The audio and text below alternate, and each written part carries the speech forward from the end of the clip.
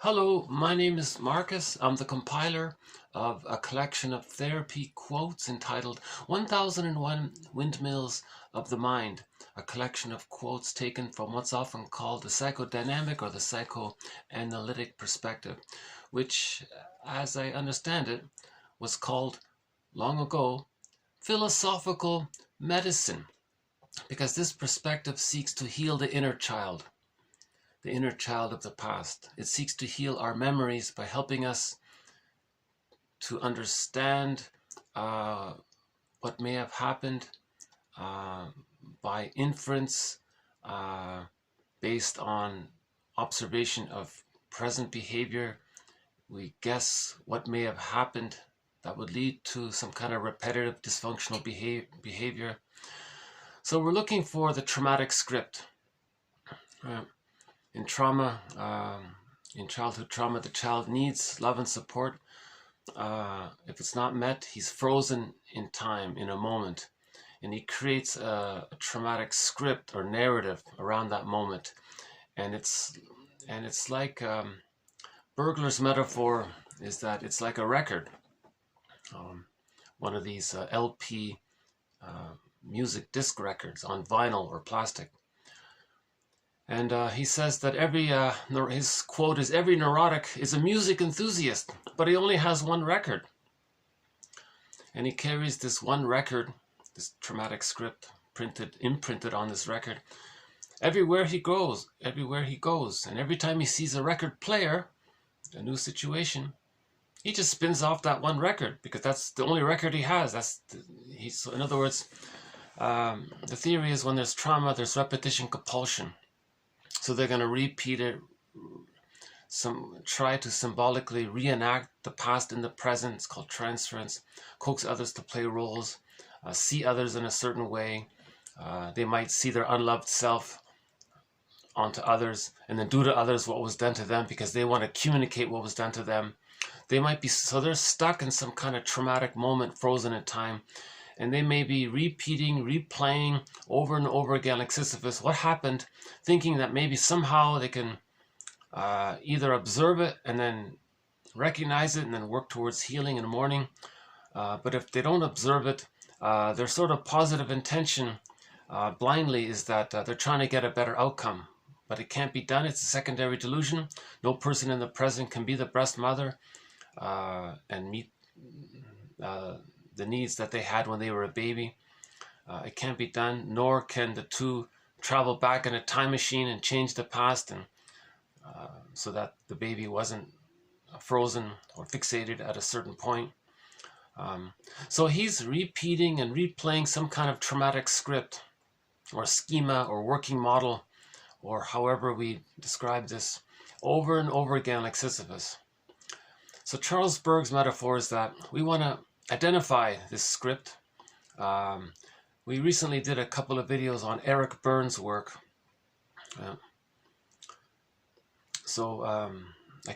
May I refer you to the past few videos about Eric Berne's work.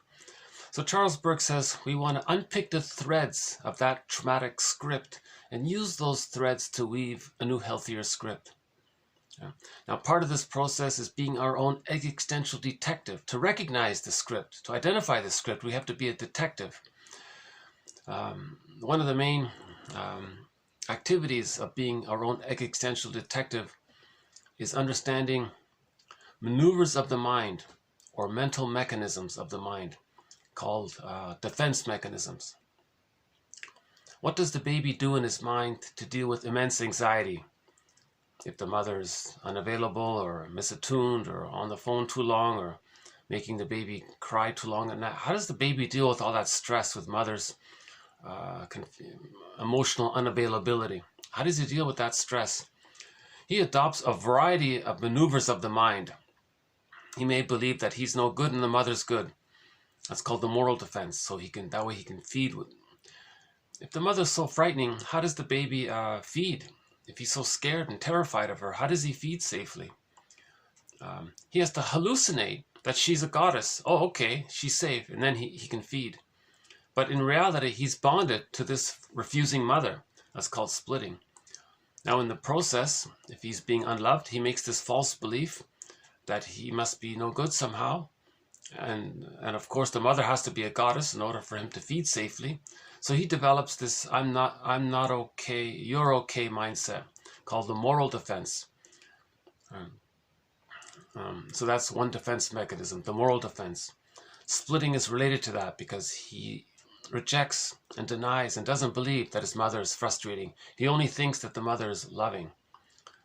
That's splitting. And he thinks the mother, good breast, bad breast, there's like separate people. He doesn't recognize that the two sides of the mother is really just one mother. He has a concept of the other as either all wonderful or all frightening, you know.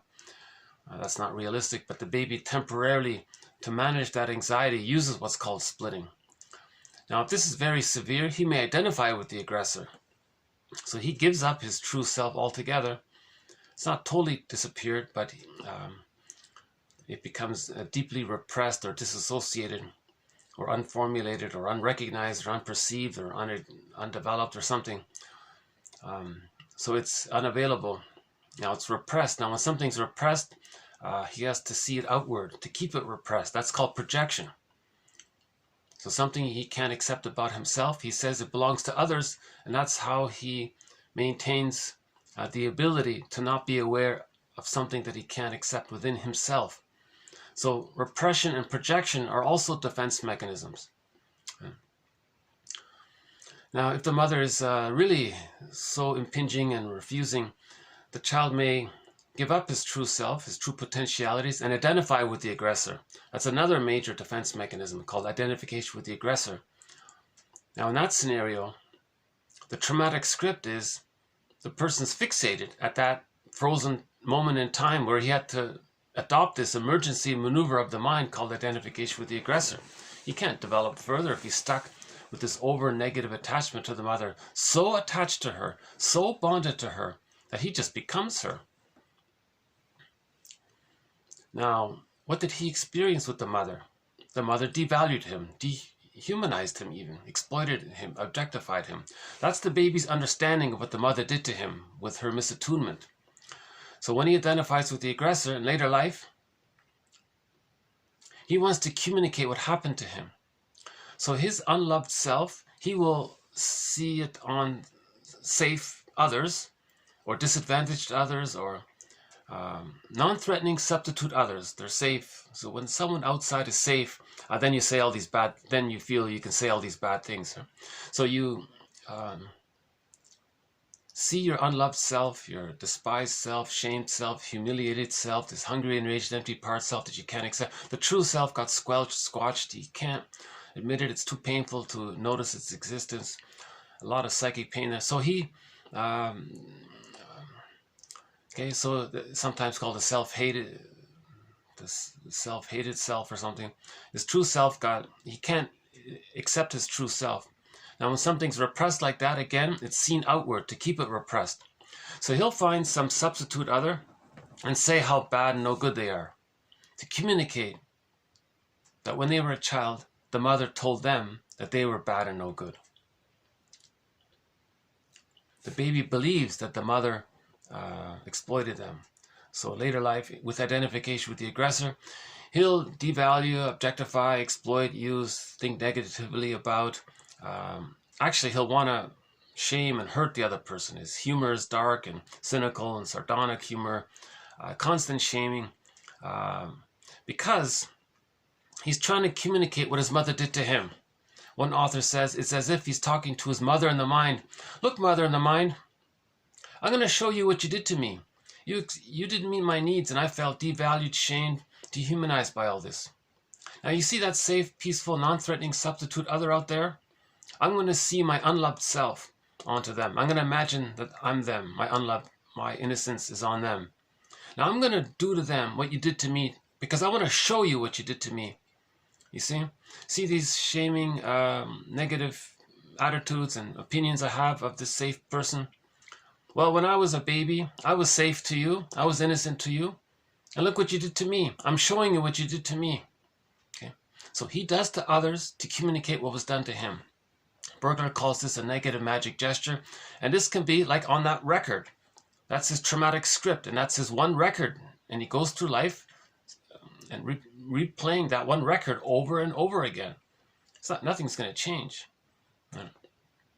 Now, the positive intention of him playing that record over and over again is because he's still trapped in the negative union with the mother, so much so that he's even become her.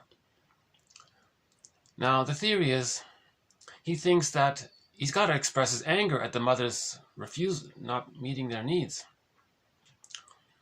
So he wants to express this anger by shaming others, expressing his anger towards others, to show the mother in the mind that he's angry at her.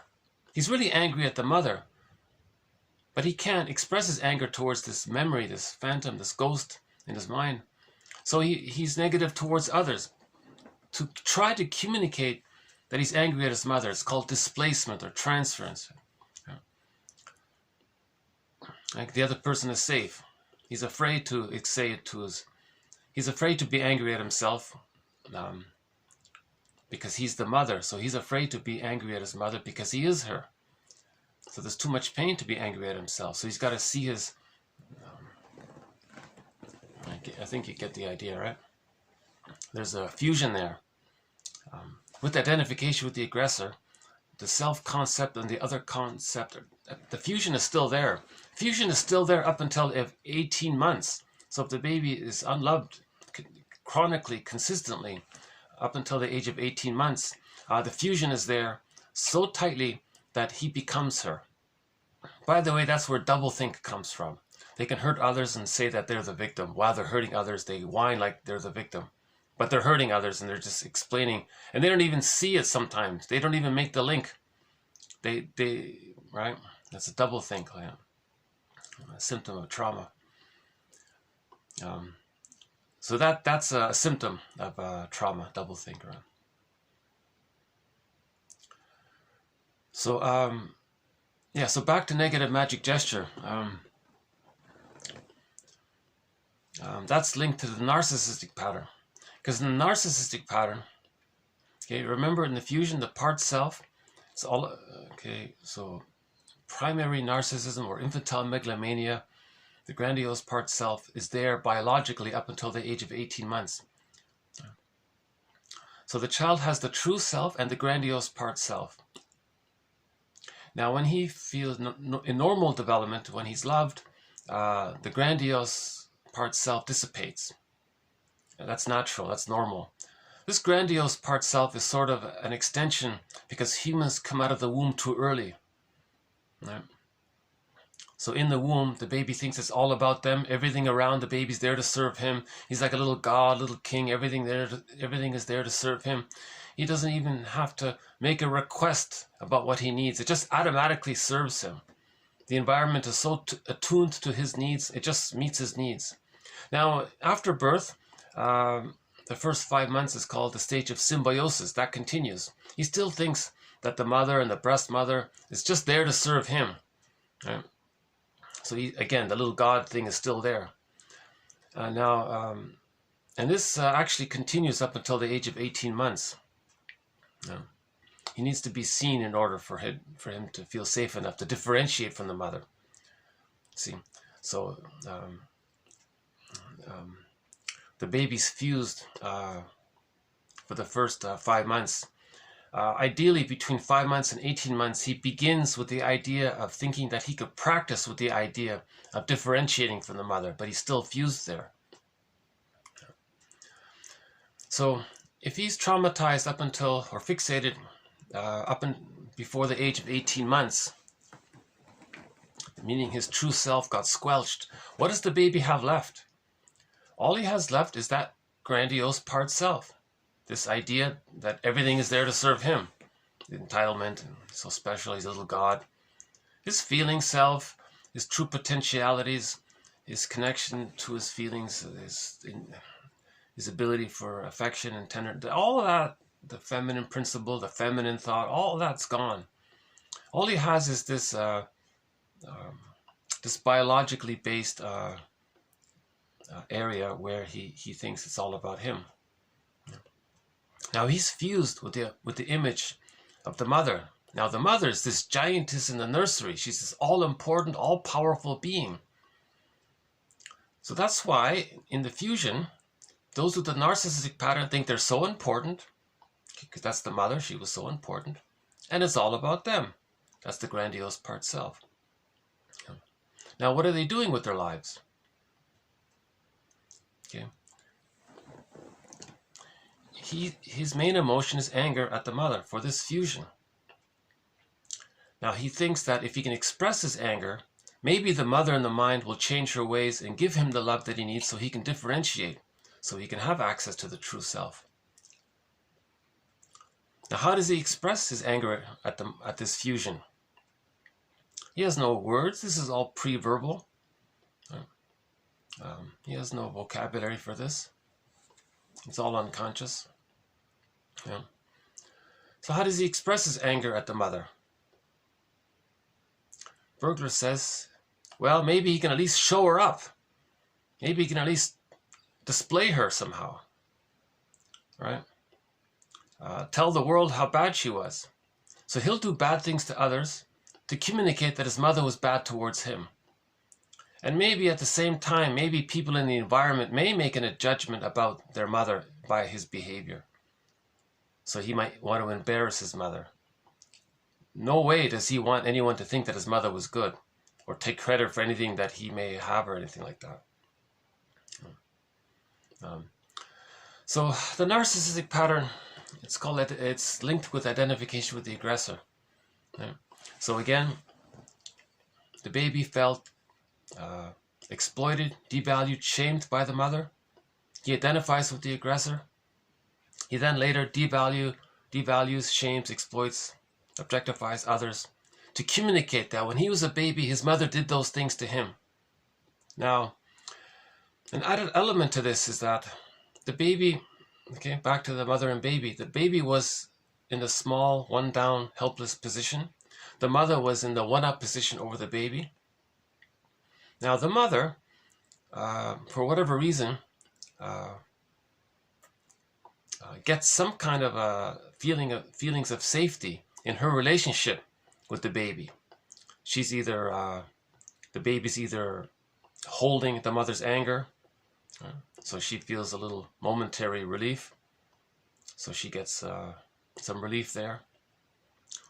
Or the mother is using the baby as a mother for her, wants the baby to mirror her. Some mothers turn the baby into a symbiotic object to meet the mother's needs. That's called childhood parentification. Now the baby will even try to do it. The baby will try to be a mother for the mother. It can't be done. It's called failed empathy. But the baby will try. And Sarno calls this, the person may grow up wanting to be a perfectionist and a goodist to their mother. It can't be done. But they'll try. But the baby trying to meet the mother's needs, that gives the mother a little feeling of safety, because the mother has the connection to this other who's safe for her, who's absorbing her anger, who's still trying to make her feel, to see her. So she gets some serotonin by the baby. In other words, the mother putting down the baby, the mother gets serotonin. We can elaborate on that, but we have a thread on Brunning's work, Bruning, pardon me. So the one quote is, there's one quote which says, dopamine for the chase and serotonin from the catch. So the mother has the catch, the mother has the baby, this source, this connection. Right? So the mother has the baby. Yeah. The baby doesn't have a mother. It's a negative mother, but it's stressful. Better than no mother, of course, but it's still very stressful. If he doesn't have a good mother. But the mother has a good baby, because the baby's absorbing the mother's anger and the baby's comforting her some way. So the mother's getting some kind of a feeling of safety by the baby's presence. So she gets serotonin. So the main idea is that the mammalian part of the brain, when it perceives safety based on their psychology, based on their psychic structures, interpretation of safety, right? then they get serotonin. So serotonin is the chemistry of the feeling of safety from the point of view of the psychic structure. If the mother's psychic structure is based on splitting, and then they're they're narcissistic. So when she puts the baby down, she feels safe. So that's Schadenfreude. She hurts the baby, right? And she gets relief. She feels safe. That's Schadenfreude, taking pleasure in the hurt of her baby. Now the baby identifies with the aggressor. Now how does he get serotonin? He has her mind. Her mind is wired like that. So the theory is with trauma, the baby's ego gets submerged. There's a vacuum. The mother's psyche fills in. The baby adopts her mother's psyche for his psyche. So his neural networks is very similar to his mother's neural networks, what she learned. He adopts a lot of that. So he's going to get serotonin in the same way his mother got serotonin. So just as the mother put the baby down to get serotonin, okay, that baby with her mind then puts others down, okay, and that's how he gets serotonin, because that's the wiring is like that. So he can spend his whole life devaluing others, using others, exploiting others, shaming others, because he's addicted. Not addicted, but he's accustomed, or that's his only way of getting some kind of serotonin, feeling of safety. That's a primal thing, right? Everybody needs to feel safe. Too much stress, the body, it leads to problems, right? So he's searching for that serotonin. His only concept of how to get serotonin is to put others down. Yeah. He doesn't have the ability, he doesn't have I'm okay, you're okay, which allows safety. He only has the mindset of I'm okay and you're not okay. So the original setup is that the baby thinks he's not okay and the mother's okay. He identifies his mother's attitude for his attitude, then he thinks that he's okay and others are not okay. But when he says others are not okay, he means himself seen onto others. He's talking about himself. So his philosophy in life is he's okay and others are not okay. So in the narcissistic pattern, they think that they're so important, it's all about them, that they're okay and others are not okay. Right? And safe, others. Right? However way we see them as safe.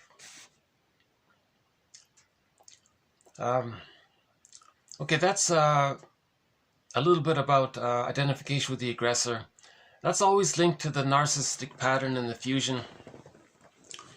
Okay, being our own existential detective, again, we want to recognize some of these defense mechanisms. And there are numerous others. Rationalization, reaction formation, projective identification, projection. There's quite a few. And each defense mechanism is a kind of thread that runs throughout this series. And we're constantly adding new quotes on defense mechanisms. Maneuvers of the mind. The baby's a genius to come up with these mental gymnastics to deal with the anxiety of the refusing mother.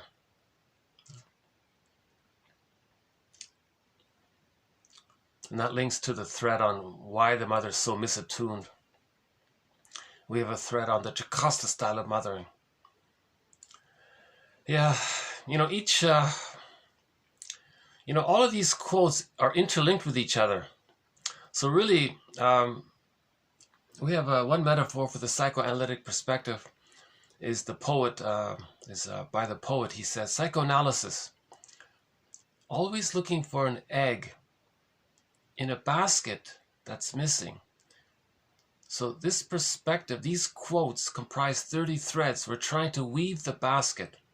So when we can make all of these links and understand all of these ideas, it helps to give us some understanding, forgiveness, basic trust. The baby didn't get basic trust. So these quotes we're giving ourselves basic trust through the knowledge. We're being our own parent, right? That's the moral revolution, to heal ourselves, Wilson says. And then the feeling self can come up. Then we can mourn. We have a thread on complicated grief, about how splitting precludes mourning. We have a thread on the issue of symbiosis, the importance of the baby getting their symbiotic needs met. a thread on Margaret Mahler's theory about the psychological birth and the various sub-phases of childhood development, from symbiosis to differentiation to rapprochement to whole object relations. We have a variety of threads here, and we have a thread on Chinan's work. He calls these the second journey, middle tales, stories for the midlife traveler. So these are quotes for the midlife traveler. At midlife, we think, is this what life is? Just repeating this battle with the mother in the mind, trying to get her to change her ways, to show her up? Is that it? Something's missing here. Yeah, the true self is missing. The golden ball is missing. Right. So where's the golden ball? It's locked in a cage, in the unconscious. Robert Bly's metaphor. Where's the key? It's under mother's pillow. Okay, fine. Where's mother's pillow? There is none. You have to make it. How do you make it? You acknowledge the truth that the mother was more frustrating than loving while the person was growing up. And hence the ongoing use of splitting. Splitting is only used when the frustration outweighs the love. If the love outweighs the frustration, the two sides or the two concepts of the mother can be seen and accepted as the mother being one person who's both loving and frustrating. He can handle the ambivalence, the two sides. But when the frustration is too much, he can't do it, he splits. So to find mother's pillow, so the image, it's a circle, it's round, it's whole. Humans use pillows, you got to see her as a human, not as a goddess or a demon. That's the splitting. So you recognize the unconscious ambivalence, that the mother was more frustrating than loving. That's going to be disappointing. So the truth will upset you free. Okay, so now you might be angry at the mother, but then you wait a minute. Why was she like that? Well, of course she would have loved her child if she were loved herself. So why wasn't the mother loved? What happened to her? So now you got to do some research into the mother. Maybe she had prenatal distress syndrome. Maybe she had birth trauma. Maybe she was given the bottle in the schedule, and maybe she was removed from the mother. Right? Maybe she had birth trauma, perinatal trauma, trauma in the environment with siblings or other family members, or there could have been some kind of at the dentist's office or getting the tonsils out, there could have been some kind of shock traumas. Maybe in the environment there were shock traumas. Maybe there was a forced relocation, and so maybe the mother was frozen in her shock trauma, developmental trauma, and she's stuck with her script. Right? So she has a record that she's playing over and over again. Now that record she's playing over and over again, okay, that means she's, in most cases, she's angry with her mother in the mind for not getting a secure attachment style. So when that mother has a child, she wants to communicate to her mother in the mind, look, mother in the mind, you see my child here, your grandchild? I'm going to do to your grandchild what you did to me because I want to show you what you did to me.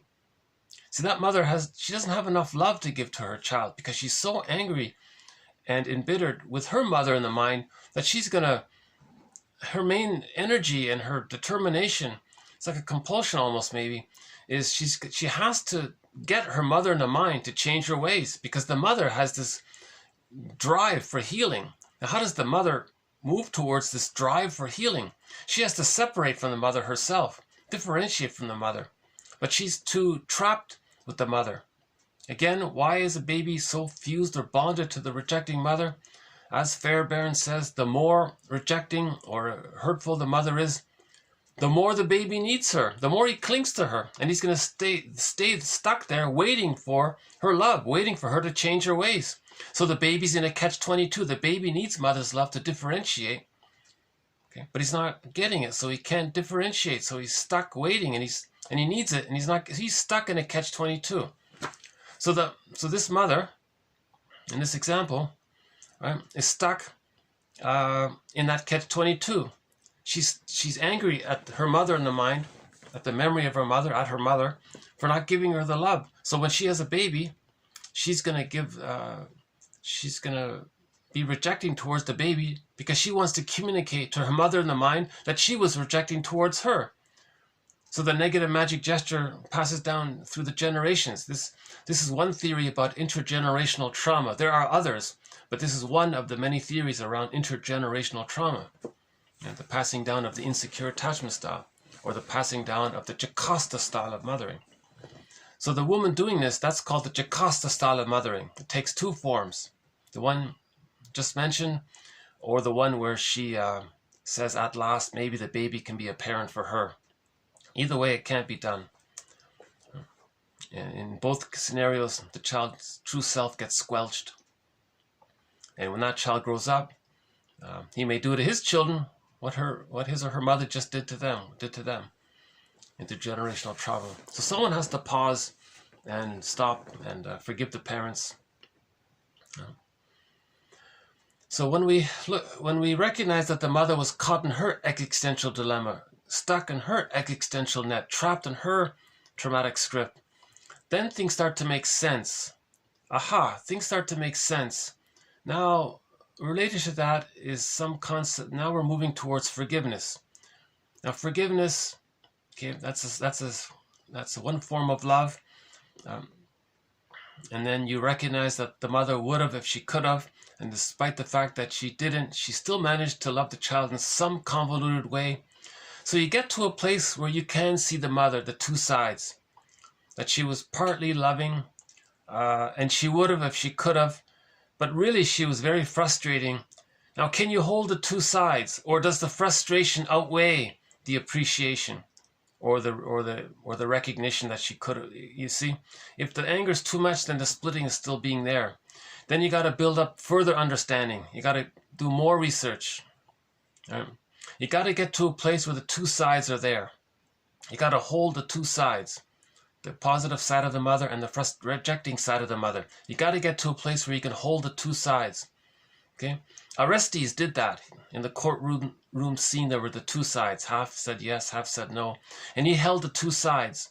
And the Psyche, symbolized by Athena, she accepted, she recognized it.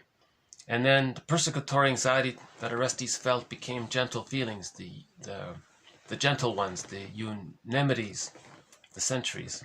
So his persecutory anxiety became gentle feelings, okay, meaning we feel, therefore we are. So when he has access to his feelings, that's the centuries, that protects who he is. That's what that means, right? So he got his feelings. He can accept his feelings, and they serve him. The feelings serve him. Whereas in the past, he was running away from his feelings. He was afraid of his feelings. Because of the splitting, he couldn't face the two sides. So we have to face the two sides. That's key there. And then what do you find? You find the key under this two side. The two sides form a circle, the pillow. In the Iron John, it's a pillow image. Then you find the key. That unlocks the cage, and you get the golden ball. Chinnen calls it, then you get emancipated innocence. So you move from, he says you move from self-reformation, meaning healing the splits, finding the ontological self, and then the golden ball. He calls it transpersonal psychology.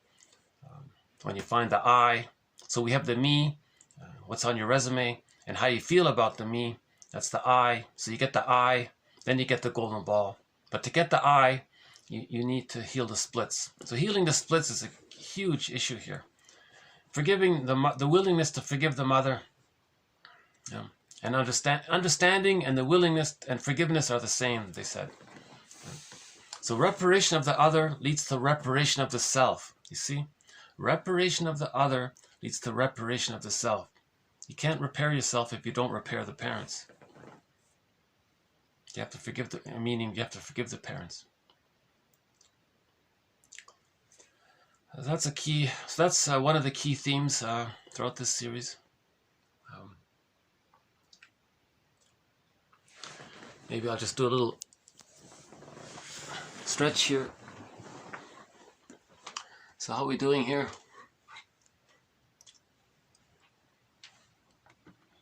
Yeah, some fresh snow this morning. -10. out there.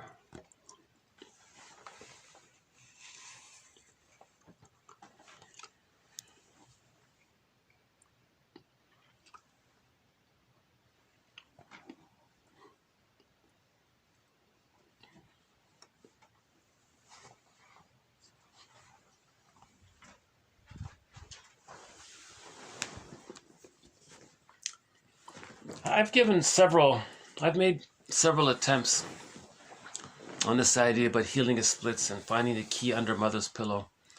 So that's one of our threads. Robert Bly's metaphor in Iron John about getting the key out from under mother's pillow. That's a key task for the second journey of midlife. The key task is to get the key out from under mother's pillow. And part of that is being like Orestes, right? Where you say to your mother, literally, I don't like these guilt trips. No, I don't like you always trying to push my buttons to keep me emotionally fused with you and dependent on you. I don't like how you're using me as a symbiotic object to meet your symbiotic needs. No, I don't like. So you got to have that little assertion and speak up to your mother. Now the mother's didn't get her symbiotic needs, and she's using the child to meet her symbiotic needs. Nobody's saying they have to hate each other and be enemies. We're talking about psychological identity. He wants to achieve a psychological self, his I. They can still live in the same house. Now, ironically, if the mother has her I and the child has their I, they can relate in a more mutual "I'm okay, you're okay." That's playful and creative and imaginative and safe. And, it's like fine wine. Things get better. It's joyful. There's pleasure. The "I'm okay, you're okay." You need the two I's there. So we're talking about that. So the mother say, no, I don't like you always trying to push my buttons to make me feel guilty. I think you raised me on guilt, not love. And she'll deny it and gaslight the child. And you got to stand up. No, okay. I think what's going on, mother, is that you're trapped in your existential dilemma. Tell me about your childhood. And they won't do it. Isn't that a sign? Aren't you curious? Isn't that curious that you can't talk about your childhood? Doesn't that tell you that there's a lot of pain there? So you got to help the process of it. That's what Orestes did. He confronted the mother. That's all that means. Myths and fairy tales are metaphors or symbols for some of this, right? Personal development work we're talking about. It's not literally as seen in these stories. It's nothing like that. Myths and fairy tales are soul stories, like dreams. They're dreams. Myths and fairy tales are basically dreams.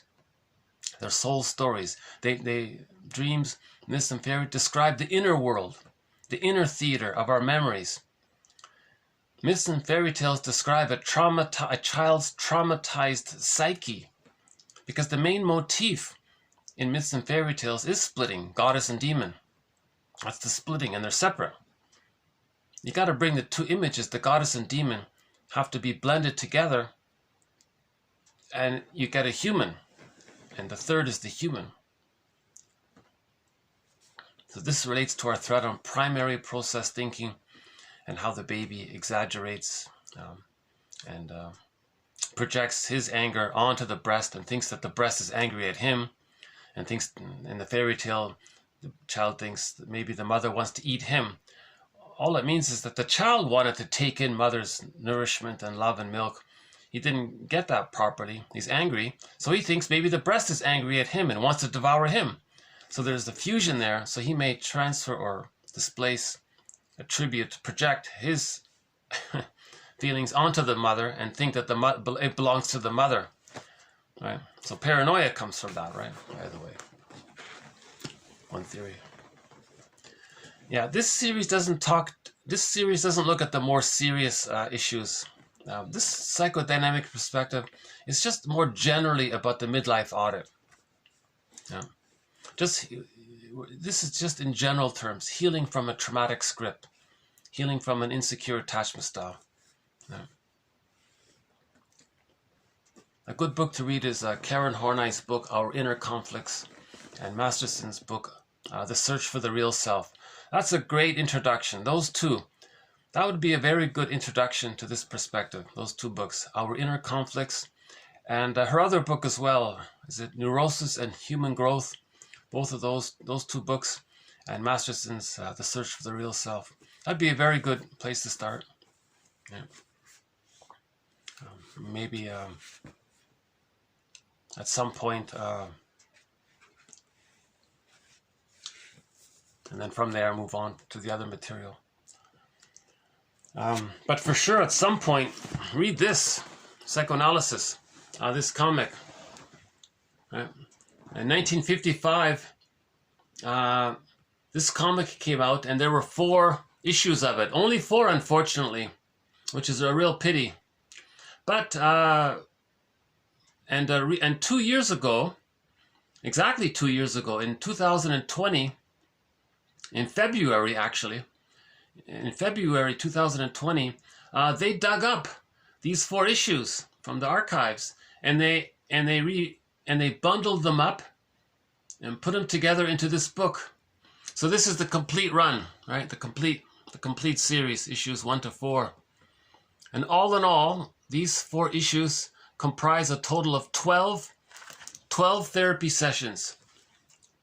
4 with Freddie there, 3 with Ellen, that's her there, and 5 with Mark. They talk about unconscious guilt, rapid transference, projection.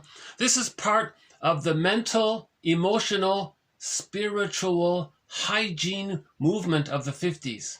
Okay, it was called the mental hygiene movement, sometimes called the emotional hygiene movement, and sometimes called the spiritual hygiene movement. Okay, because these people are trying to identify the script. Okay, they're looking for the traumatic script. What these people are doing is they're in the process of unpicking the threads of a traumatic script, and then to use those threads to weave a new, healthier script.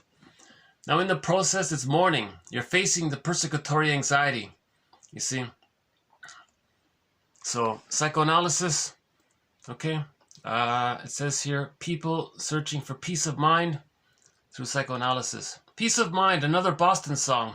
Maybe we should play that. We haven't played that yet.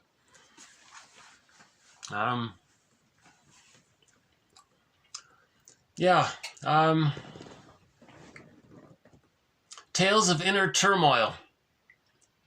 And Ellen there on the couch, she was dealing with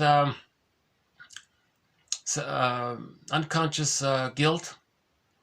Her traumatic script is that she was disappointed as a child, so she went through life creating disappointments for herself to communicate to her mother in the mind. Look, mother in the mind, you see how I always get the fuzzy end of the lollipop? Well, when I was a baby, you weren't sweet. And she does it over and over again. So she'll choose inappropriate people, or she'll use what's called projective identification. Right? She'll assign a certain identity of the refusing mother onto others. And because she thinks others, her workmates and her classmates, she emotionally thinks they're going to be refusing towards her. Because her mother was refusing towards her, she just assumes they're going to be refusing towards her. So she's repeating the traumatic script. And in response, she is aloof to them. That triggers them, and they avoid her. And she says, aha, you see how rejecting they are? So she creates the disappointment. Then she's disappointed. Okay, so she's saying to the mother in the mind, look, mother in the mind, you see how these other people, you see how I arranged it so these other people would disappoint me? Well, I'm showing you how you disappointed me. So she had this this issue of unconscious guilt and self-defeating behavior. And we have a story about Freddie there. He was on the verge of becoming Iago, one of the most complicated characters. The only time he got relief, forget about love for this guy Freddie. There was no love in his family. All he was searching for is some kind of relief. Forget about love and finding his truth. None of that. All he had was anger and seeking relief.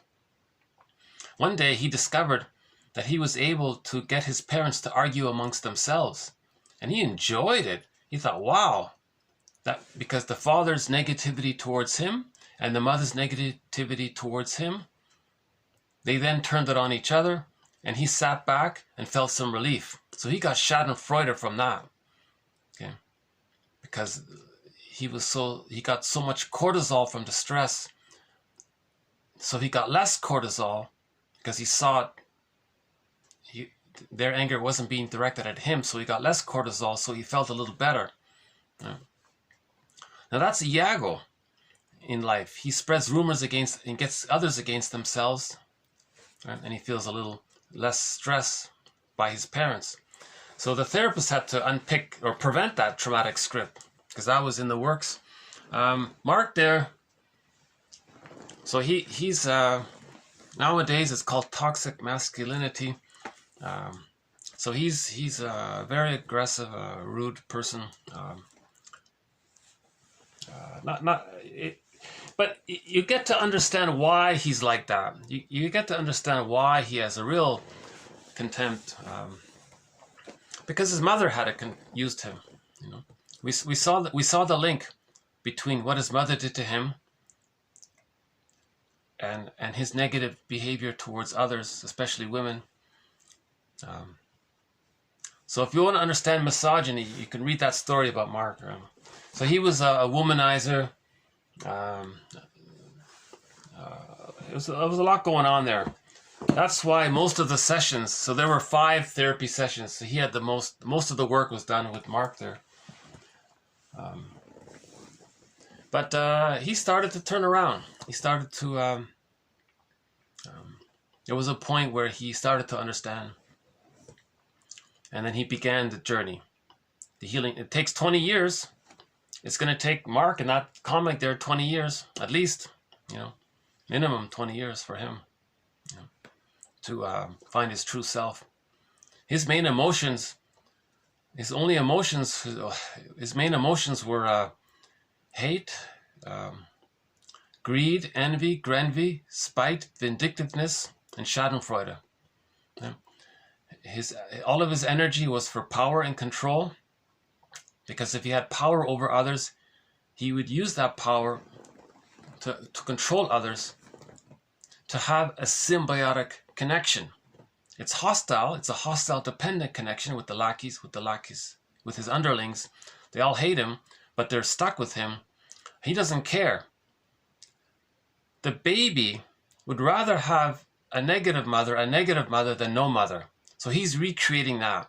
The lackeys are the negative mother for him, even though he's angry, even though he hates them, you see.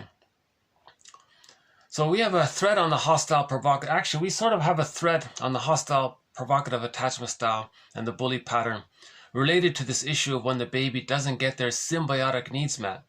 They go through life trying to get others to be symbiotic objects or self-objects for them. And they're aggressive about it because there's a greater sense of survival in their psychology for that. So they just think everything's about survival because they were very terrified at not latching on to the breast when they were born. Latching to the mother, meaning. I just saw that phrase, latching. Bonding with the mother. So if a person has the bully pattern, one author says, that's a communication. That's a mirror to communicate that the person didn't get their symbiotic needs met. And they're trying to get someone else to meet their symbiotic needs. But it's a secondary delusion. No one in the present can be the breast mother for them. It can't be done. But they're still trying to get their breast mother needs met. It can't be done, but they're still trying. That's sort of the positive intention, but it's hurtful to the other. But they're so desperate about it in their emotionality. That's why they're so compulsive to be rude towards others, to force them to be responsive to them. Because if others attend to them and are responsive to them, he'll say respect. You got to respect it. Okay, then he has an other there that's responsive to him. He has some connection. It's negative. He knows they don't like him, and he knows he doesn't like them. But that's, the baby would rather have a negative relationship with a hostile dependent relationship. It's called a hostile dependent. The baby would rather have a hostile dependent relationship with the mother, negative symbiosis with the mother, negative fusion, than nothing. Or if the baby was prematurely hatched out of the symbiosis, then he's trying to get back to symbiosis. Now Iago doesn't even bother with Iago. Freddie, he might even be worse, actually. I'm not sure. Freddie, he was only a teenager, so we don't know. But he didn't even have the hope for a positive connection. At least a person with the bully pattern sort of has the hope. It's diluted, but there's sort of that communication of the hope that they want to have a positive relationship with another. They don't express it. They'll say they don't want it, but at least there's a sign non-verbally that they want it. Iago doesn't bother with that.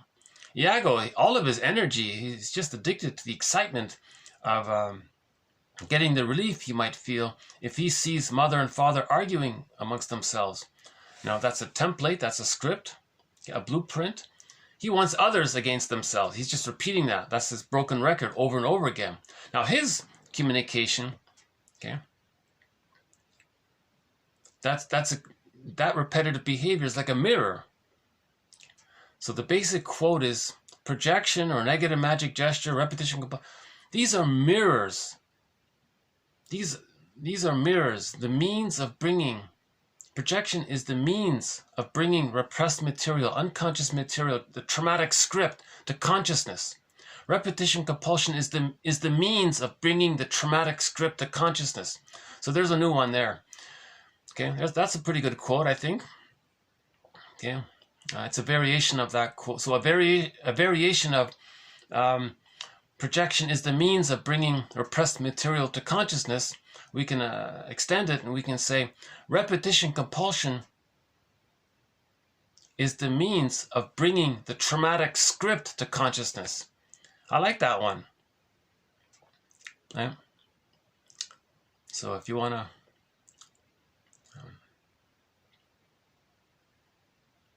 right? Just put the unknown. Who said that? Just put unknown. It doesn't matter. Put the compiler. Okay, put the compiler of 1001 Windmills of the Mind. Or just put reference. So who said that? Repetition compulsion is the means of bringing the traumatic script to consciousness. You can say reference 1001 Windmills of the Mind. That's a good way of doing it. That's a good quote, yeah. That's why I babble on a lot, because I'm free associating myself and I'm trying to see what comes up. I'm trying to make links myself. I'm trying to be my own existential detective as well. And see, with trauma, there's a lot of fragmentation. So this perspective, this psychoanalytic perspective, is to find our story. So one person said, my story is broken. Can you help me fix it? Okay, because when there's trauma, there's disassociation. Events didn't get perceived. We want to perceive it so it becomes part of our personal history, a part of our narrative. We need a coherent, full story to get to the I. If we're so fragmented and flipping around in our minds and projecting and double thinking, like we don't know who we are. Right? So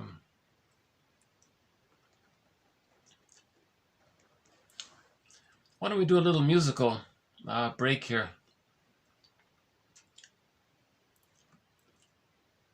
How about Calypso from the Odyssey? The soundtrack, the Odyssey, with Armand Asante. This is Calypso, very good song. Oops. Hold on a sec.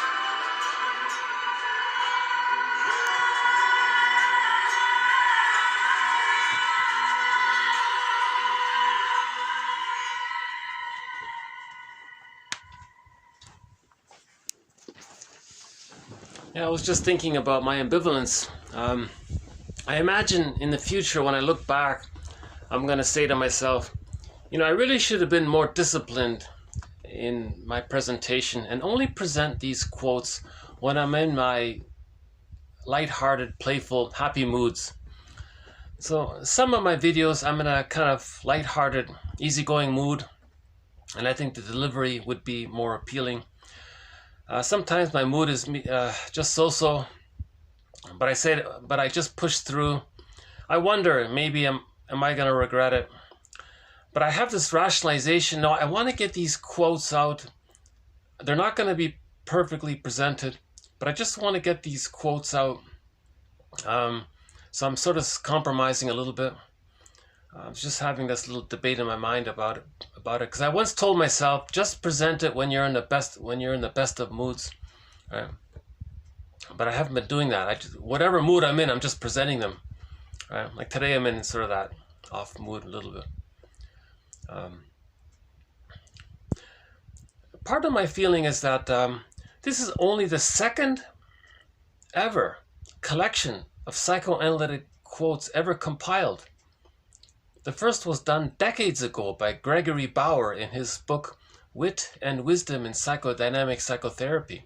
This is only the second collection that I know of. I'm pretty sure this is only the second collection. 1001 Windmills of the Mind. You know. So I feel a little, it's important, it's a valuable perspective.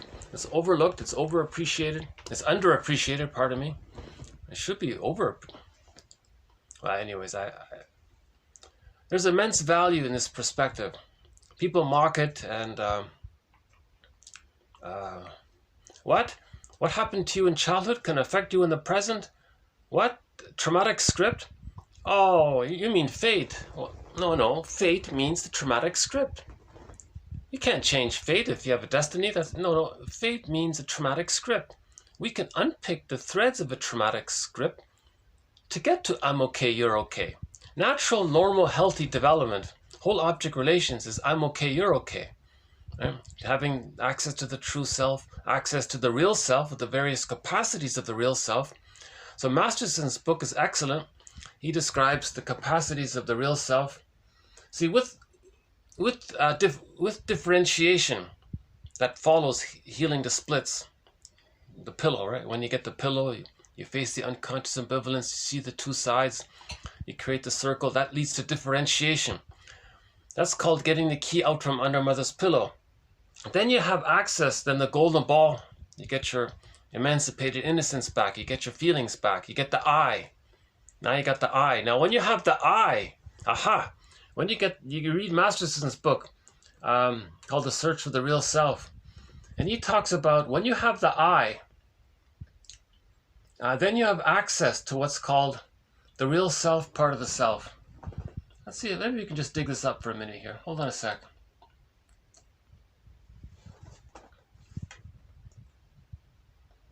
It's been a while since we looked at this. Maybe we can just do a quick review of it. Is it this one? No.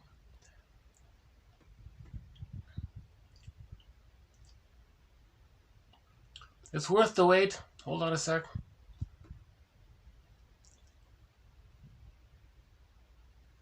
No, not that one. Just some poems here. Geez, I hope I didn't lose it. Did I lose it? It's in here somewhere.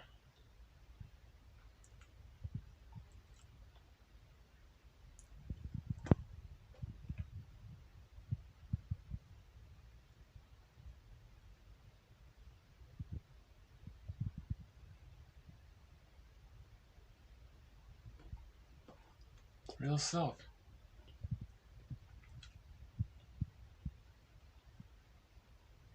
Oh, okay, I'll have to come back to that one. Sorry about that. I thought I had it. I was pretty sure I had it here. Anyways, if you look at Masterson's book, The Capacities of the Real Self, he lists about a dozen of them.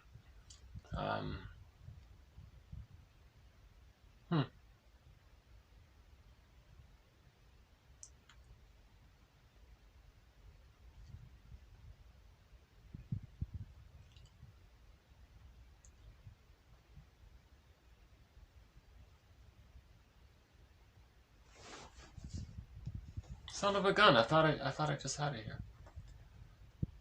It's really wild.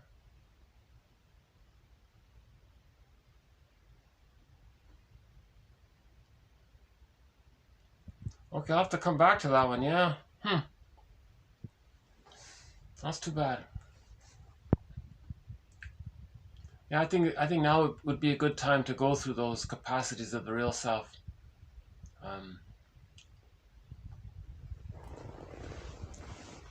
See, when you have the real self, part of the self allows the person to mourn. The real self, part of the self, allows for aliveness of affect, a wide range of affect, because the feeling self is there. Okay. So the real self, part of the self, is connected to the feeling self. Okay. So if the person needs to mourn losses, the real self will say, okay, you got the I, you have your ontological self. The real self will allow the person to feel what he needs to feel to mourn the losses. Okay. If he doesn't mourn losses, he can become a curmudgeon late in life. So the real self allows him to mourn losses. The real self allows him to know how he's a little unique and to feel okay to express that uniqueness. That's meaningful. So he has pleasure in expressing Masterson defines meaning in life as that feeling you have when you express your I, your ontological self. How you're a little unique. There's a little creativity around it. You were born with certain little gifts and you can express those gifts that you have, whatever they were. So the real self, part of the self, allows aliveness of affect, a wide range of affect. It allows the person the ability to mourn losses. It allows the person to feel joy, the serene, inexhaustible fullness of being. The real self will allow that. The real self allows the person to maintain that ongoing, I'm okay, you're okay in relationships. The real self, that means in relationships, the real self, part of the self, allows the person to make I statements. Right? They feel confident enough to make I statements with their partner. Okay, those marriages become like fine wine if the two people make I statements. Right? Without access to the real self, relationships are bogged down with too much projection and transference and repetition compulsion of the traumatic script, and the other person is repeating their script, and the relationship becomes like sour milk. But with the real self, it's I'm okay, you're okay, the two I's, the thou, the two I's. The real self, part of the self, there's no guilt complex there. The person doesn't feel guilty for shining their light, being creative, being themselves, being happy, things like that. So Masterson articulates the various capacities of the real self, and I'll review that. It's been a while since we've looked at that one.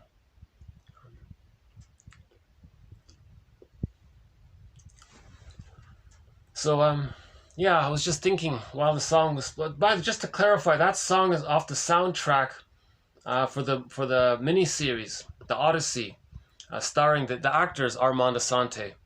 The composer, I forgot his name. It's a very famous Russian composer created that music. Excellent soundtrack.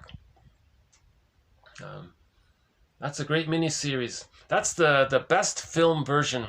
Really the only film version of the Odyssey to watch, in my opinion, is that mini-series. It's a co-production with Hallmark. So Hallmark did something really good there in helping to create this TV series with Armand Assante. I recommend the VHS version if you can get the original VHS version, because when they switched it over to DVD, I still can't believe it. They took out the key scene of when Odysseus tied himself to the mast.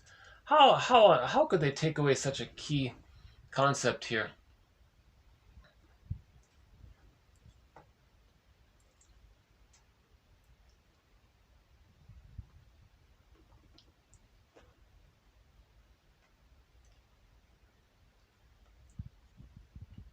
Oh, something's going on with my computer. I lost a lot of things here. Okay. Oh, here's that. Okay, here's that Odyssey scene I was talking about. So this stamp shows the Odyssey scene. So Odysseus he went on the second journey. So remember, the ocean is the unconscious. So he's going into the unconscious, right? So Odysseus, when he was in the hell scene, he saw Jocasta. Okay, so that means recognizing that the mother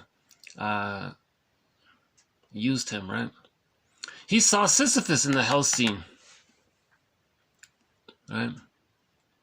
And when he looked into Sisyphus's face, he saw that it was his face, right? So when he left the hell, and he saw Agamemnon, that's the symbol for how we betray our feelings. So he saw, that's why it was a hell scene.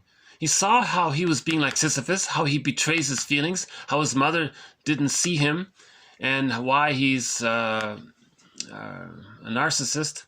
Right? So he's going on the second journey. He's going to find his feeling self. So Penelope is a symbol for his feeling self.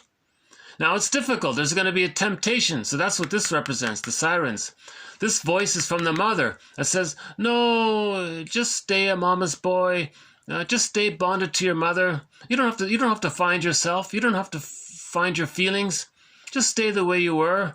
And he resisted that because no, he suffered enough psychic pain betraying his feelings. He wants to find his feelings. No, you can betray your feelings.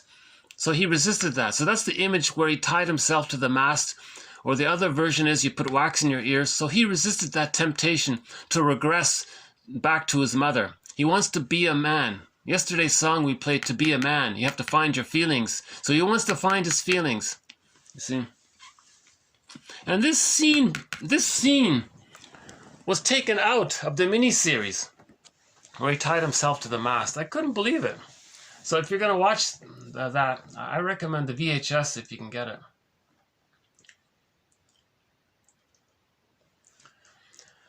Yeah, so just part of my...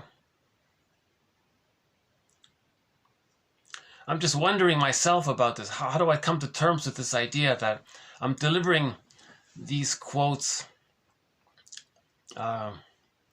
knowing that in the future when I look back, I'm going to say, I could have done a better job, So maybe I need to face some of this and push myself to do a better job. Because I'd like to deliver these quotes according to Grice's rules. Grice, he has 4 maxims about communication. Present what you're going to say. He has a quality, quantity, manner, and tone. Is that right? So the quality, so there's substance there. So the quantity, not too long, not too short. See, I'm violating that. Mine is too long. Relevance, yeah, mine, that's good. I have the relevance there. All of this is definitely relevant to the second journey, the psychoanalytic perspective. So I'm good there. I think the quality is good. I think the relevance is good. The quantity, I'm off there. And the manner, you want to deliver it in a pleasing tone. I think I'm mixed there. Yeah. So there's 2 sides to my delivery of these quotes. Can the viewer accept the 2 sides? Yeah. If you can't, then you're going to miss the good side. But I'd like it to be the case where most people feel that it's worth watching these videos and reading these quotes. Now, if you don't want to watch my commentary on this or attempts to explain them, all of the quotes are posted below. It takes roughly 10 minutes to read them for each video.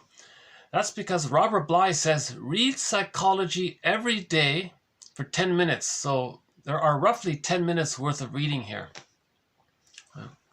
So all of this is my attempt to contribute to what's called the self-awareness movement, or the know thyself movement, or the mythopoetic movement, or the mental hygiene movement, or Wilson calls it the moral revolution, where we heal ourselves.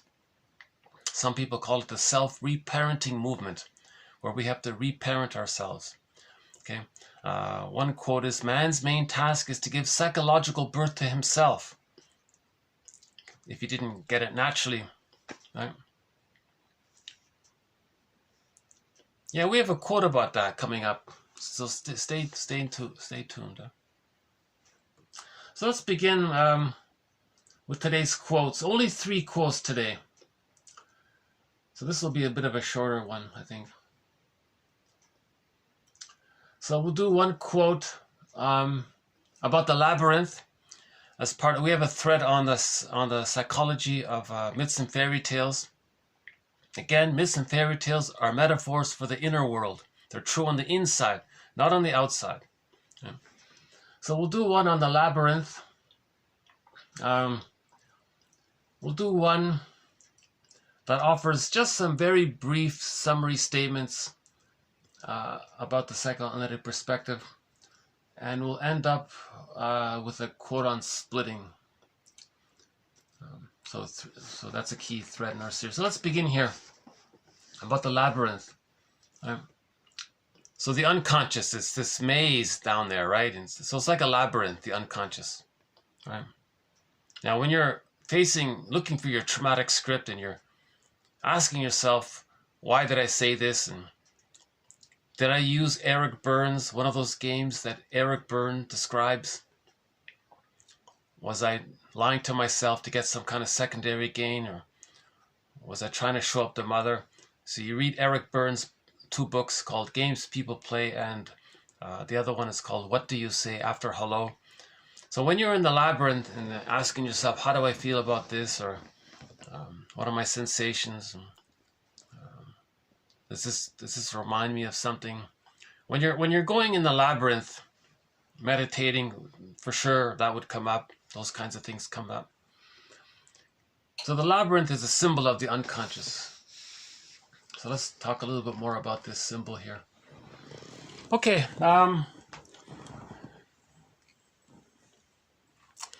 Okay, inner truths. I don't know if you can see it here, but can you see it okay? Okay, inner truths, hidden potentials, and unconscious defense mechanisms. The labyrinth is tightly intertwined to the idea of confronting one's rationalizations or self-deceptions, pseudo-logic, fake logic, right? And inside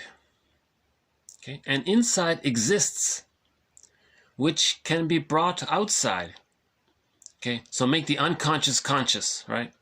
And inside exists, which can be brought outside. He means make the conscious conscious. Be aware of what you're not aware of. Or another way of saying it, another metaphor, it's the light, a light whose origin is in the darkness. Okay, so again, that's the same thing as saying we want to bring repressed material to consciousness. Consciousness means light. Repression means darkness. That's the metaphor. So when they say darkness, they mean something about yourself that you don't know. It's in the dark, right? You're not aware of it. It's dark. Right? That's what they mean by that.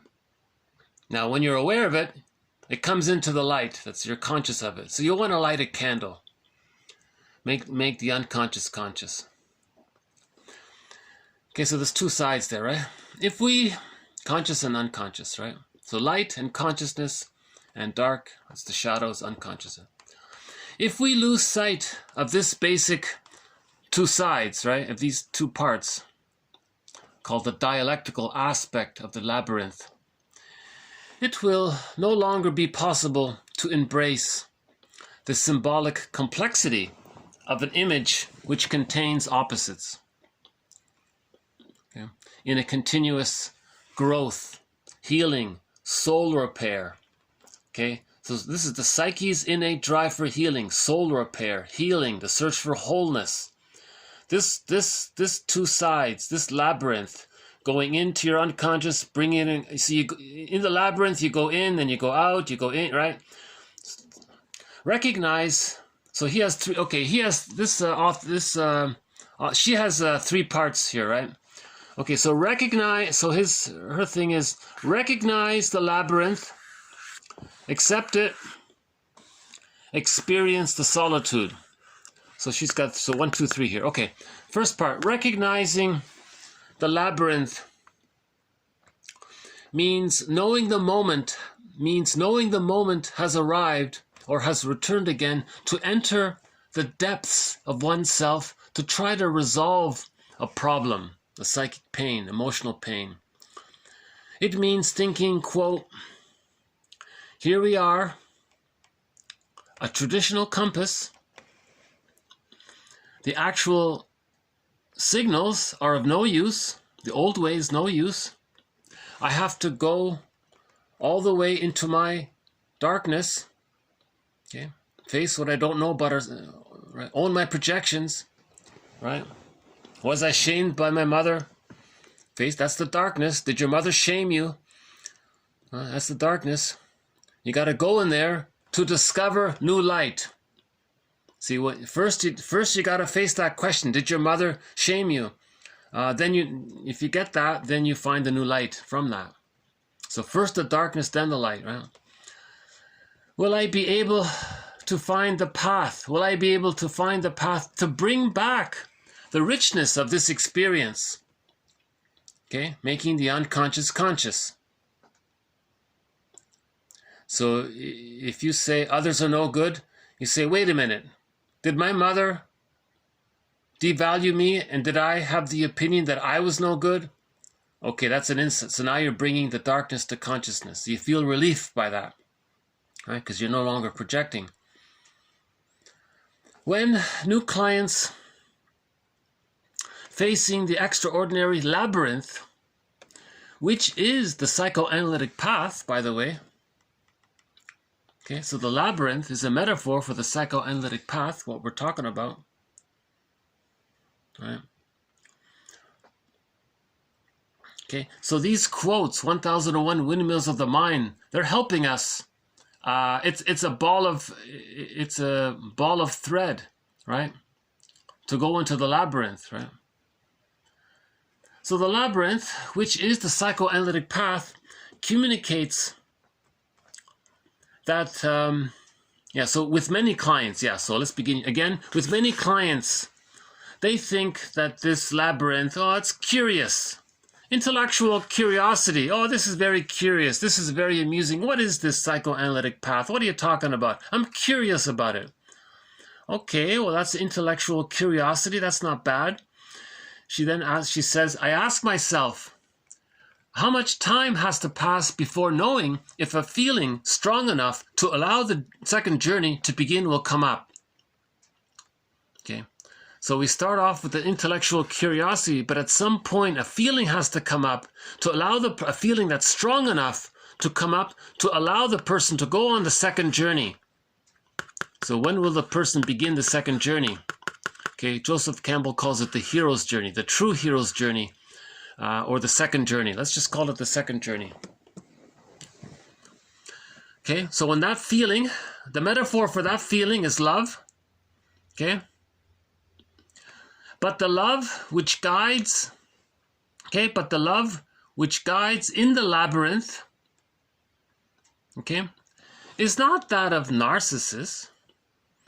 One doesn't go to the underworld to show off with their machismo, nor to draw personal advantages. Okay, we're beyond that.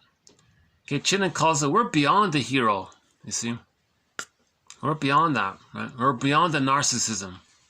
For example, Aeneas, Dante, Odysseus, Ulysses, Gilgamesh, Inanna, Psyche, Kor, Theseus, and others, they go to the underworld moved by different and apparently contrasting passions, but they are all joined by a common denominator: the love of change, the love of healing, the love of Penelope to find their feeling self, okay? And the knowledge of its laws, okay? They love being an existential detective, okay? They love healing and they love the journey to healing. Even though it's difficult, there's a certain appreciation and love and respect for it, right?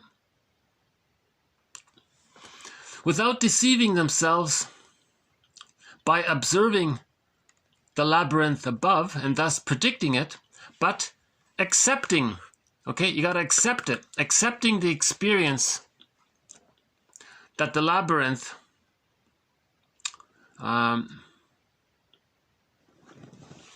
but accepting to experience the labyrinth from inside. Okay, you accept the labyrinth from inside means to trust. To trust that mental form which I have defined as feminine thought.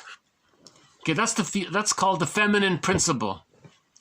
Okay, the feminine principle. Everything related to your identity, your psychological self. The feminine principle or the feminine thought is everything related to the I. We've got the me. What about how do we feel about it? The I. That's the feminine thought. Okay, the feminine principle. It's more receptive. Like that song and yesterday from Boston, What Does It Take to Be a Man? He has a song called To Be a Man. It's a little bit about that. Okay, searching for this listening and it's more receptive. It's not about if you're a man or a woman. Both men and women have feminine thought. Both men and women have masculine thought. Okay, so basically the masculine thought is the doing and the active, and the feminine thought is more about the receptive and the being. Just to be and feel. Okay, we feel, therefore we are. Okay, so this is the feminine thought. I feel, therefore I am. This one. This is the compass. This is the true compass. The feminine thought is the true compass. Right? That's the true compass. Okay. Now, the masculine thought can be embedded with feeling thought. So the feminine thought can be within the masculine thought, and the masculine thought can be within the feminine thought. But the feminine thought, in both sides, is the true compass. So the masculine thought in the feminine thought, okay, the feminine thought infused with the masculine thought, okay, then you have the masculine thought infused with the feminine thought, but ultimately it's the feminine thought that's the true moral compass, right? Because we're looking for the psychological self. Once we get the psychological self, right, once we get the I, then we get the golden ball, emancipated innocence, and the capacities of the real self. You can only get the capacities of the real self through feminine thought, the feminine principle. So the men at midlife, they have to find this. Most men at midlife don't know about this. That's the question here, right? It takes 20 years for men to find this. So the story of the Odyssey is about this. In the Odyssey, he spends 20 years to find feminine thought, symbolized by Penelope.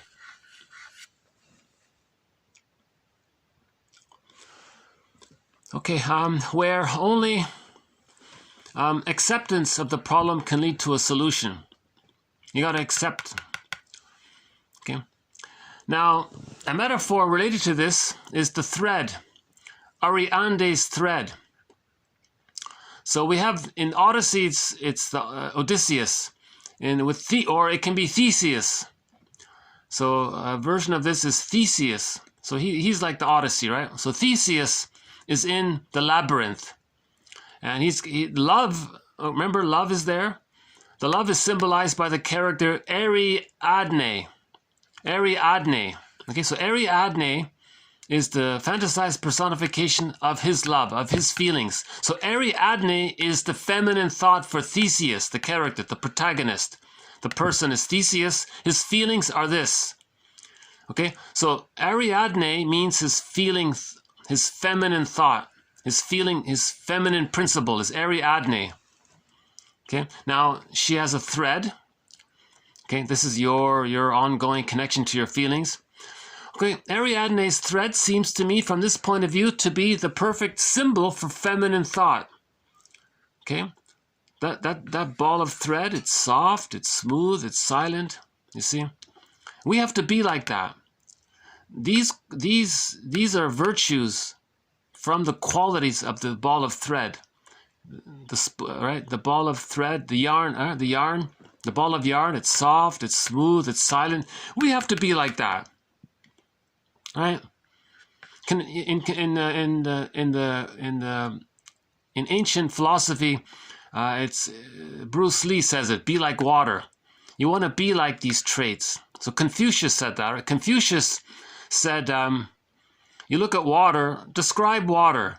Well, you want to be like that. You want to find the virtuous equivalent to the qualities of water, right? So the same idea, you find the virtues that are the equivalent of the qualities of the ball of yarn, right? So the ball of yarn is soft, smooth, and silent.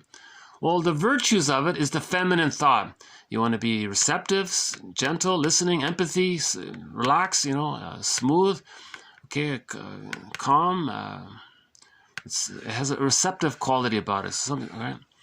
Okay, it can reach great depths. You see that thread, Ariadne's thread, it can reach great depths by recording and remembering every passage. You see? So you're every time you meditate, you go a little deeper, you can go back and you go a little deeper again, you go back and so on, right?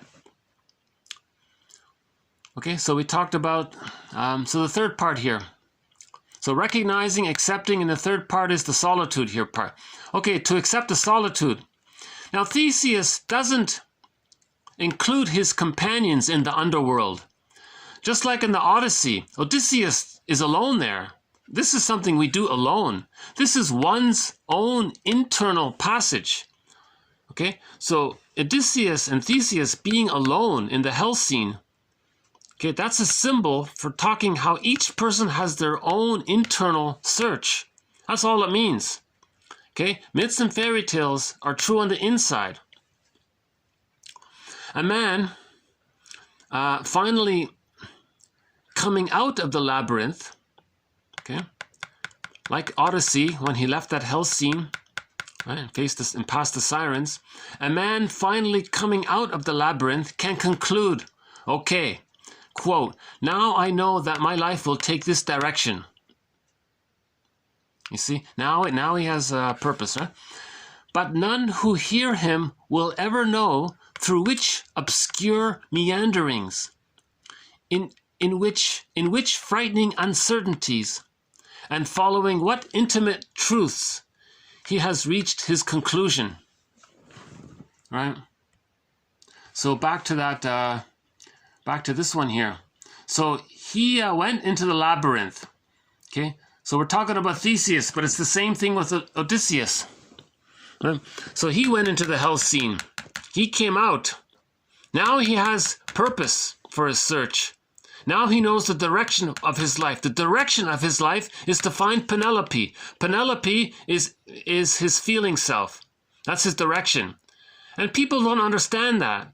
There's a temptation. This can also represent society. What are you doing? Doesn't make sense what you're doing. We don't understand this. Just stay a mama's boy. Just stay Peter Pan, like a Peer Gynt, like a playboy. You can be like a greedy, selfish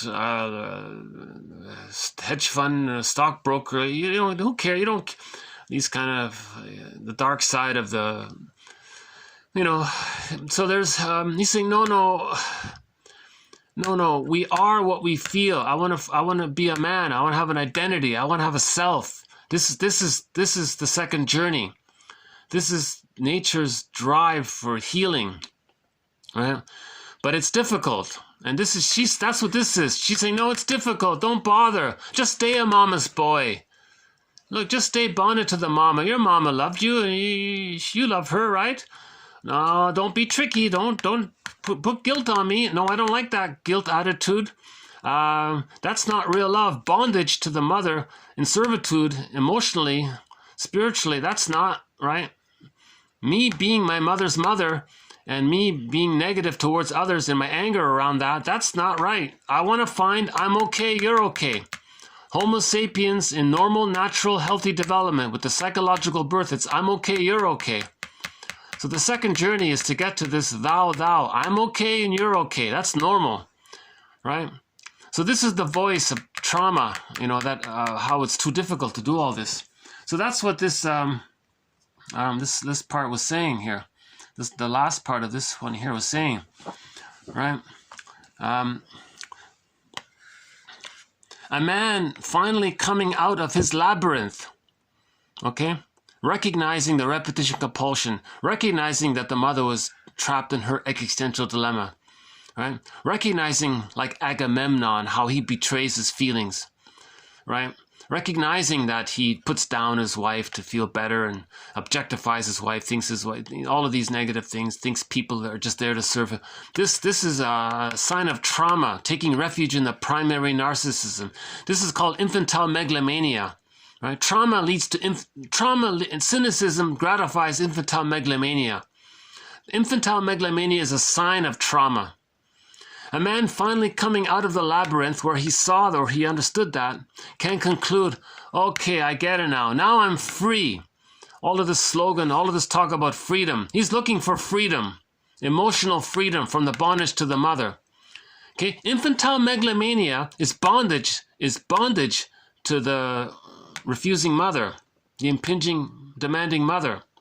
Okay, the person says he wants freedom. When people say they want freedom, they're talking about this, right? In the psychoanalytic perspective, they're talking about freedom. He wants freedom from the mother. Now I know that my life will take this direction for emotional freedom.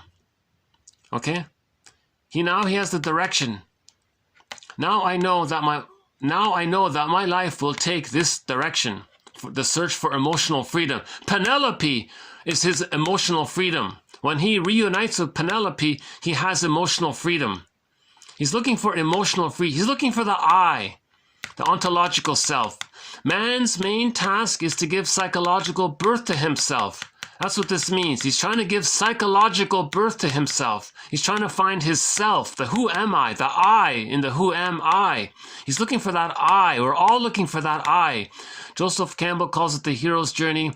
Chinnen calls it the second journey. Okay, now when people are on the second journey, a lot of people don't get it. Okay, none who hear him will ever know through which obscure meanderings. His labyrinth is unique for him. Okay, obscure meanderings. That he's talking about the labyrinth here, the labyrinth. Obscure meanderings, in which frightening uncertainties. Okay, the Minotaur. Remember, in the labyrinth, he's got to face the Minotaur. Okay, that's the mother. That's the negative mother. He's got to discern. Okay, he's got to be sharp in his discerning. There's no physical harm to the Minotaur. Okay, that the thing with the sword with Theseus is that he's discerning what mother says is false. Okay, that's called, in the psychoanalytic perspective, it's called confronting rationalizations. He's calling out mother's BS. That's the sword. That's what it means, okay? Calling out mother's BS. The symbol for that, he has this sword. There's no physical activity going on. It's just a symbol for that. Okay, so when he calls out his mother's BS, the Minotaur is damaged or wounded or hurt and goes away. Those kinds of things, right? That's all that means. Don't take these things concretely, right? Okay. And following which intimate truths he has reached his conclusions. Okay, that goes back to how everybody is alone in this. That's the solitude part. Okay, that's the solitude part. Odysseus is alone in the hell scene. So prior to this, he was alone in the hell scene when he saw Jocasta and all that. Right?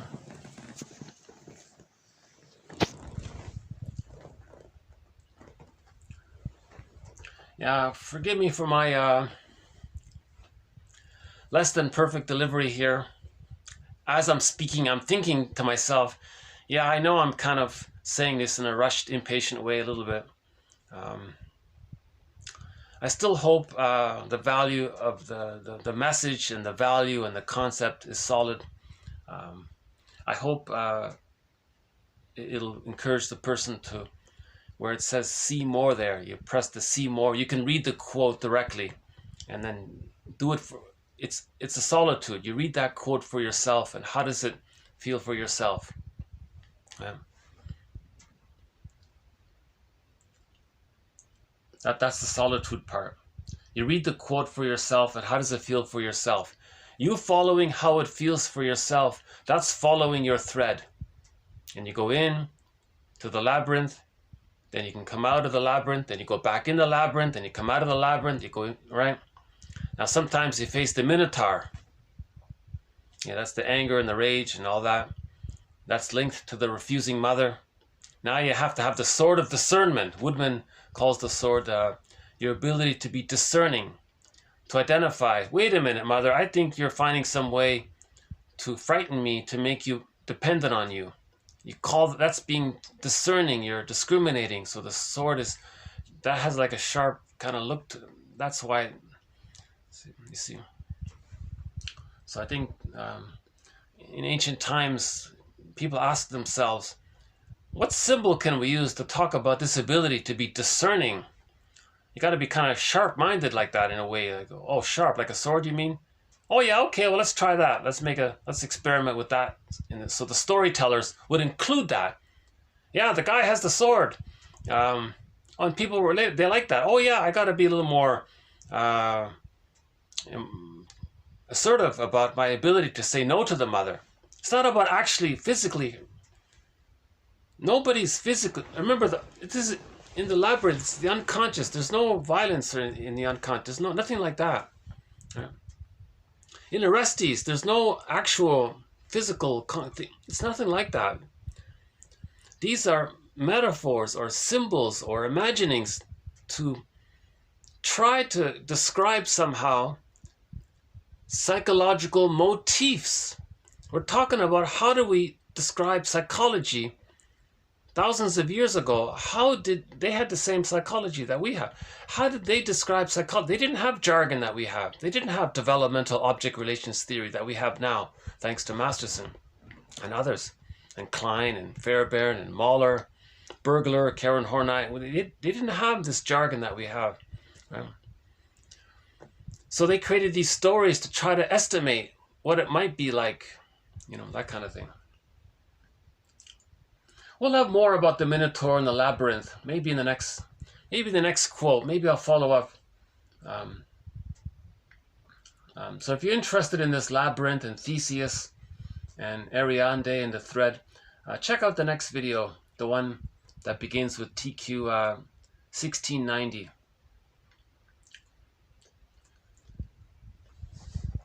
Okay.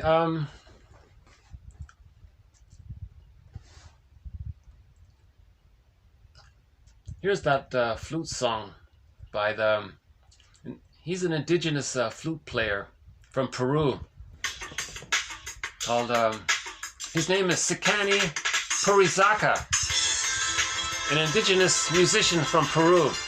The song is called Splendor in the Mountains. Let's just take a 2-minute stretch here.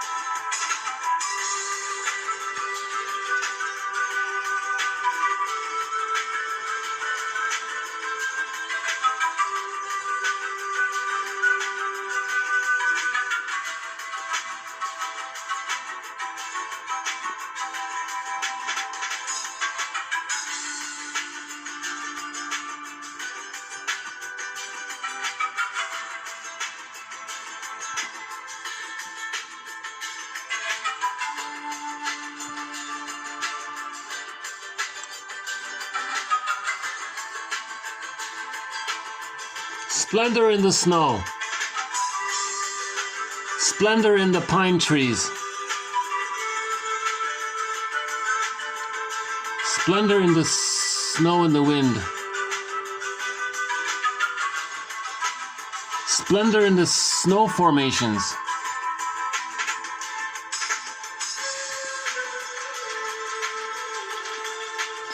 Splendor in the birds. The fox, even the mosquitoes.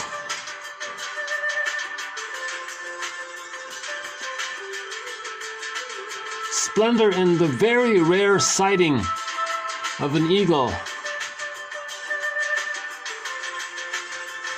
Splendor all around in nature. Splendor in the soil, giving us so much wonderful flowers, so many beautiful flowers and foods to eat.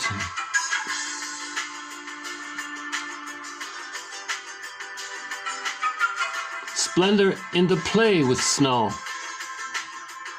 Splendor in the children with their crazy carpets. Remember the crazy carpets?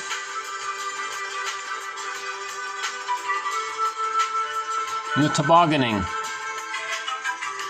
Splendor in ice fishing. Splendor in going out to a frozen lake, drilling a hole and sitting in a nice little hut and enjoying the intimacy of ice fishing. A good metaphor, ice fishing.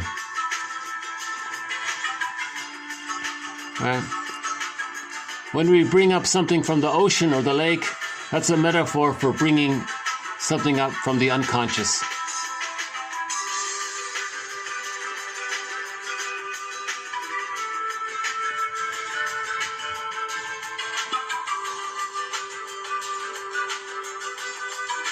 Splendor in the balance between man-made constructions with nature in a comfortable coexistence.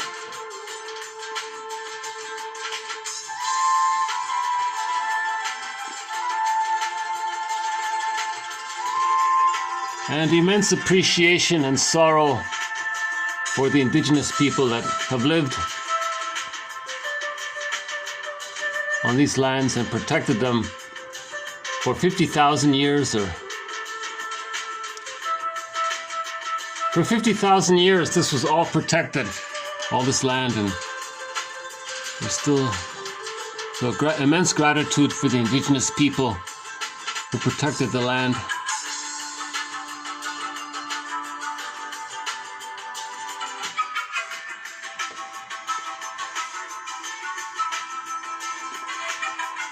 Yeah, I'm standing on the traditional lands of the Mi'kmaq.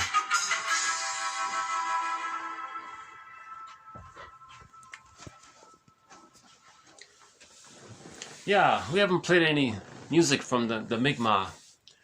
Maybe next time we'll play a song from the Mi'kmaq indigenous group. Okay, we'll do two more quotes here.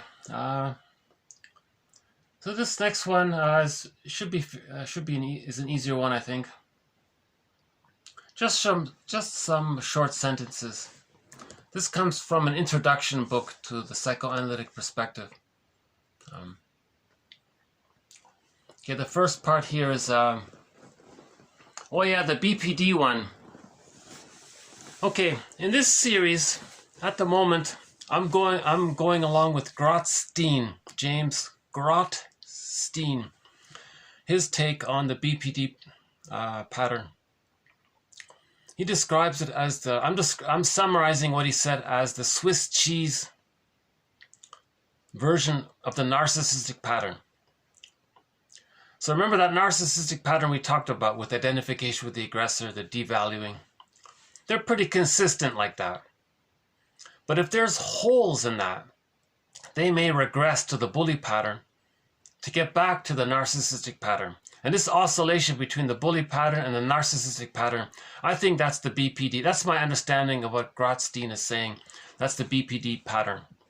This, impulsive, strong emotions and, that kind of thing.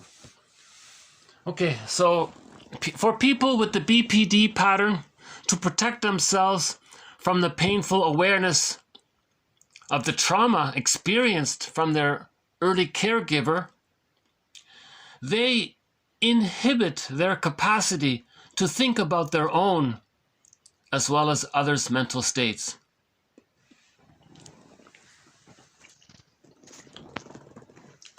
So in trauma, the ability to self-reflect is damaged because the mother didn't see the child. The mother didn't look at the child in a caring, accepting way. So he doesn't have that internalized. So he's afraid to see himself. So feelings come up, he doesn't want to see it because it reminds him that when he had feelings, his mother didn't want to see it. So he's going to be impulsive, maybe suddenly angry or something. That's what he means there. And of course, if he doesn't have self-empathy, he's not going to have self-empathy for others.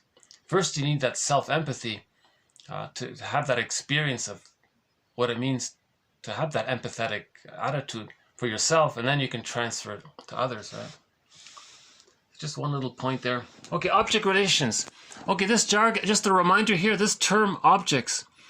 Usually when we say object in object relations theory, it's usually to other people. It's whatever is emotionally important to you, whatever you're connected to. Usually it's people, but it can be to other things. Okay, so he just says, generally speaking, objects are others who are the focus of love or affection. Okay, so it's what you love or who you love. Okay, so you have an emotional attachment to something or someone, that's an object. Usually it's people, obviously, right? So the baby's first object is the breast, right? Breast mother. Thus, object relations are present or past relationships with these objects. Okay? So object relations theory basically means the baby has a relationship with an object, the breast. That's recorded. That's internalized. Now he has an internal object relations theater. Now he has an internal world based on his original external interpersonal relationship with the mother. He has a recording of it. Now that becomes an internal object relations world. And he has and that relationship is still going on within. It continues within. And then it influences how he relates to others in later life. So first he has the external, he internalizes it, and then based on that, it filters how he sees the interpersonal. Now, if the internal object relations theory is very traumatic, that means he's going to project and distort the present based on that traumatic script. So we want to heal the internal theater. The internal theater is people are searching for peace, psychoanalysis, people searching for peace of mind. So this peace of mind, the internal object relations theater, the goal is to heal the splits, to have whole object relations. You want two tennis balls, not things to be so fragmented and fused and in competition with each other. If there's more painful memories than loving memories, the splitting is there. That's psychic pain. And then in his interpersonal relationships, he's going to project some of that onto the people in the present to see if they can heal some of that internal world. So object relations theory looks at this whole area.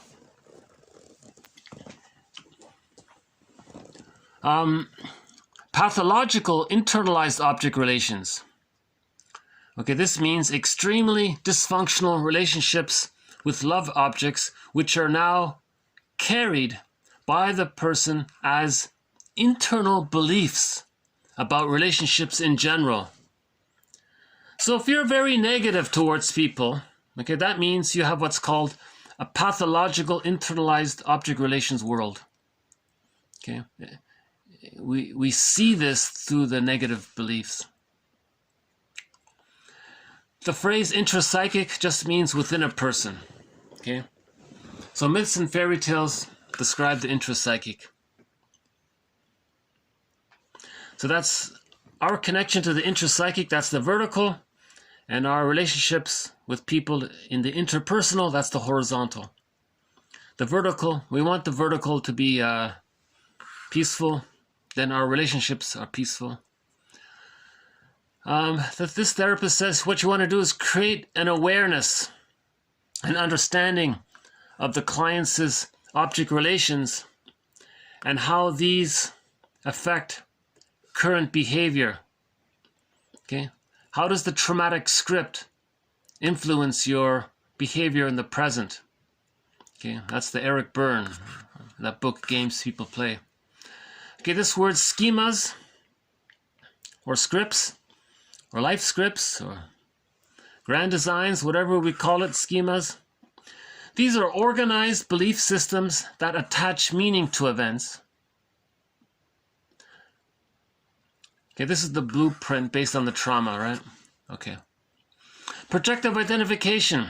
One way of saying it is that it's the process whereby the client behaves toward others in such a manner that elicits the very behavior that will confirm their own underlying beliefs. Okay, self-fulfilling prophecy, because you want to replay the script, the schema. You want to replay it in the repetition compulsion. So in that comic Psychoanalysis, Ellen was disappointed. Okay, she wants to recreate the disappointment to confirm her underlying belief that other people can't be trusted.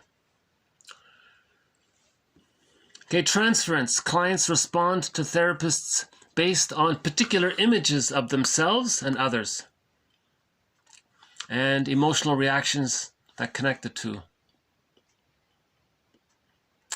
So Masterson talks about relational units. Image of the other linked to an image of the self, and it's connected by an affect. The therapist says here, work through the abandonment depression that has resulted from early trauma and abandonment. That's the mourning process. But be careful. You got to do this in small doses. Sometimes there's what's called flooding, emotional flooding. It's too much. She calls it here bereavement overload. Overwhelming number of feelings related to grief and loss. The phrase there is bereavement overload. Depersonalization, a sense that one has lost contact with one's personal reality. For example, a client might say, quote, I feel strange, my body feels strange, like it's not my own. Who am I? Where am I? So it means you feel strange to yourself. Depersonalization, derealization. That's a symptom of disassociation, trauma. Okay, interpretation. We need interpretations. This is verbally giving meaning to the link between the client's unmet needs and current actions. Okay? You want to create a verbal link between the person's unmet needs and their current actions. Okay? You had this need, it didn't get met, it was so painful. So what you do to protect yourself is you do this action so you don't feel it. And that's why in your life you say such and such, and you have this disappointment. And sound familiar? Yes, when I was a child, the same thing happened. So these links is important. Right? Okay, this therapist says help clients integrate, right? Help clients integrate their unidentified thoughts and feelings about themselves with the behaviors. Okay, reintegrate the split self. Okay, so again, healing the splits. So we're constantly healing the splits. Okay, clarification. This means exploration of data that are vague or contradictory. Fair enough. Confrontation.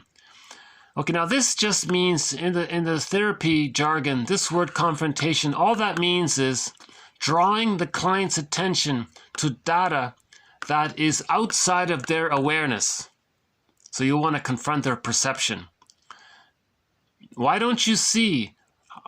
Or can't you see? Can't you see? Can you see? You want to draw attention to some information that's outside of their awareness. That's all it means.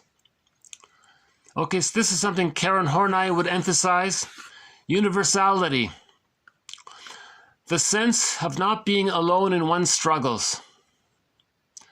Okay, the sense of not being alone in one's struggles. This is what all Homo sapiens have in common. We all have a labyrinth. We all have an unconscious. Okay, one more on splitting here. Because of early trauma, the resulting lack of synthesis of contradictory self and object images, okay, The self, part self that's loved, part self that's rejected. The other love object. Part other that's loving, part other that's rejecting. These are split images of the self, split images of the other. That's a symptom of trauma, this splitting. This interferes with the integration of the self-concept and the establishment of whole object relations.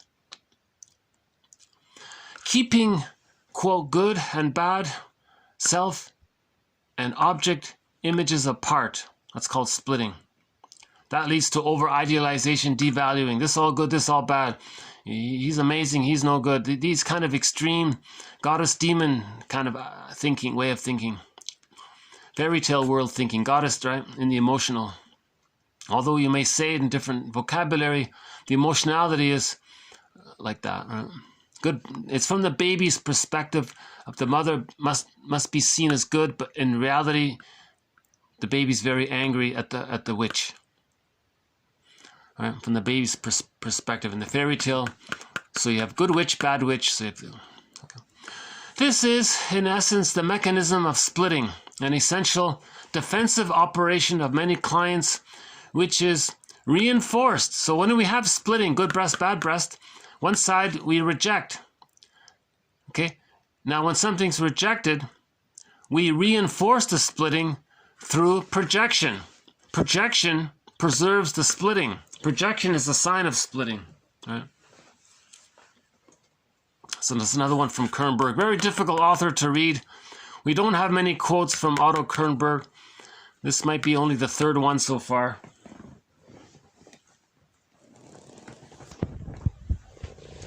It's the third one, there's a splitting.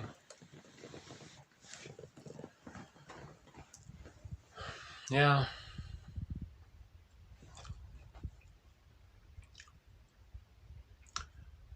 To be honest with you, you know what I'm thinking right now? I'm just thinking my coffee was a little too strong. Maybe I'm feeling a little coffee withdrawal or something. Maybe that's what's going on. Blame the coffee. Yeah. Blame the coffee, yeah? No. Maybe I unconsciously...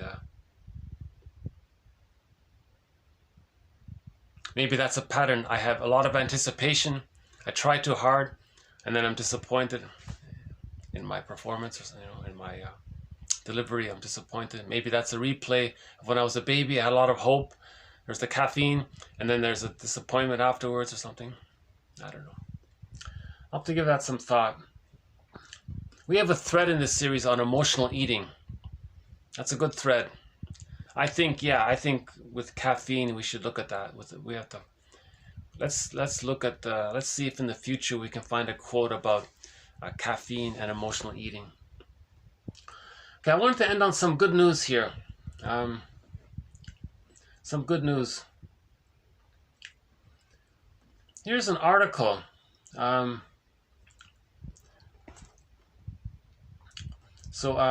Let's backtrack for a sec. There's a book.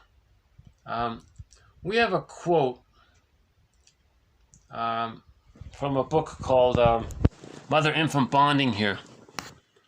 So there's a book called Mother-Infant Bonding by Klaus and Kennel, 1976. This is a very good book about mother-infant bonding, 1976. Now, their last book, I think, is this one here, Bonding, Building the Foundations of Secure Attachment and Dependence. Now, this book is hard to find. It's very expensive. But this updated book, I noticed it's only less than $3 here. Lots of used copies around. Mother-infant bonding. So in this original book, I've only read this one here. In this original book here, it's a very good book. They talk about the timing. It's very sensitive. When the baby comes out of the womb, the mother produces hormones. The baby's meant to be handed directly to the mother so the baby can, he says, the latch, the bond to the mother. Aha. So the baby, the continuity of the security through the latching and the bonding and the secure attachment, that preserves the continuity of the womb life. The baby needs an extended womb. This isn't appreciated. I don't ever hear anybody talking about the extended womb. The baby needs an extended womb. We Homo sapiens come out too early. We need the extended womb, called the stage of undifferentiation, the stage of fusion with the mother, the stage of social symbiosis. The baby in the womb was in a symbiotic state with his mother. Likewise, in the extended womb, it's called the psychological egg, the stage of social symbiosis, the mother is meant to meet the baby's needs automatically, unconditionally, spontaneously, according to the baby's needs. Just like the baby's needs got met automatically in the womb. There was this flow back and forth, the cord, the placenta, the mother, the placenta, the cord, the baby, the placenta, the cord, the placenta, the mother, the placenta, the cord, the baby. There was this nice, smooth flow. What the baby needed, the mother responded. There was this flow. This kind of flow is called attunement. Okay, so the mother needs to be attuned, just like that. It needs to be optimal, positive during the first 5 months. Babies need that. If they don't get that, that leads to the bully pattern, the hostile provocative attachment style, the BPD pattern, the narcissistic pattern, the Iago one, where he's so angry, and so on, and there are a few other personality patterns that come from when the baby doesn't get their symbiotic needs met. So a key idea in this is that when the baby is born, the baby's handed directly to the mother in one calm motion, and because at that moment the mother produces all of these hormones to help the baby latch to her. Now the important point is these hormones help the mother to be attuned. It gives her the skill and the feeling and the ability to be attuned, to understand the baby's signals. If this is broken, if the baby's removed, separated for too long, and the baby's returned later, the mother loses that. The attunement's not there. The mother hasn't a clue what the baby's feeling or needing. That's a trauma. Okay? That's a relational trauma. So this quote here, there was I learned about it actually originally from this article. Maybe I can just refer to it briefly here. So that author passed away and they wrote an article about him. So let's just quickly, we have in the core collection, we have a few quotes from this article here, but just very quickly here. Okay, John Kennel, he was one of the key authors there, and Klaus. Okay, so he was he was a pediatrician in the 50s. Okay, when Kennel was a hospital pediatrician in the 50s, newborns were typically whisked away within minutes of delivery. Ouch! Oh my God, that's a shock trauma for the baby. Okay, they were whisked. That's an understatement. That's a brutal thing to do to a baby. That's a brutal thing to do to the baby. It's not just the baby's cord and the placenta. That was his support system. One metaphor is that's his spirit animal, and his spiritual world is the cord and the placenta. That's his lifeline, his support system. And suddenly just whisked away to cut that cord and remove the baby away. That's a very violent thing to do to a baby. It's a horrible thing to do. He says whisked away. Give me a break. That doesn't sound too bad when you say it like that, right? That's an understatement. That's a euphemism. That's the wrong word for it. Okay, so again, when Kennel was a doctor in the 50s, babies were brutally removed from their mother within minutes of delivery. Okay, they were washed, weighed, blood tested, and then plucked into bassinets under the nursery's fluorescent lights. Their mothers would not be permitted to hold them for 12 hours, sometimes longer. Okay, now that's the trauma.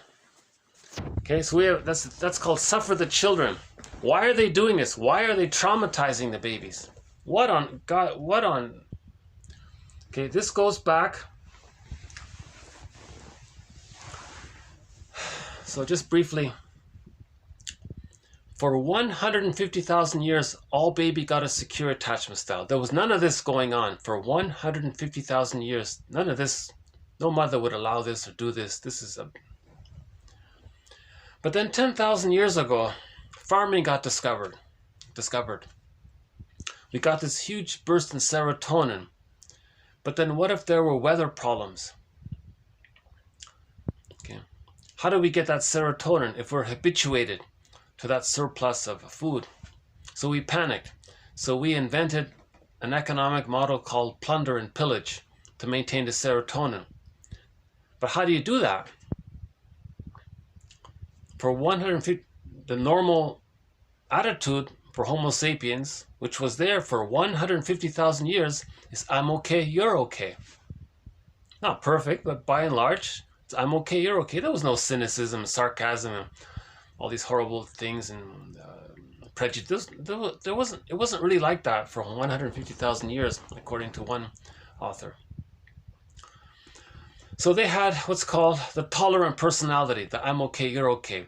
Because the temperament of Homo sapiens, they all had an adult personality.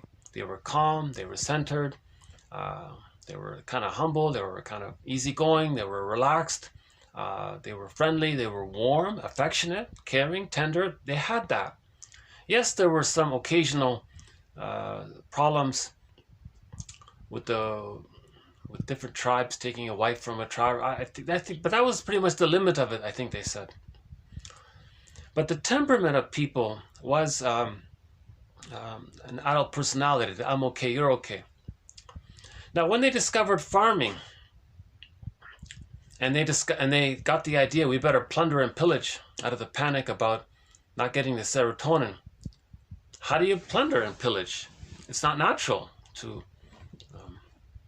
Well, the theory is, well, if they're going to pillage, they need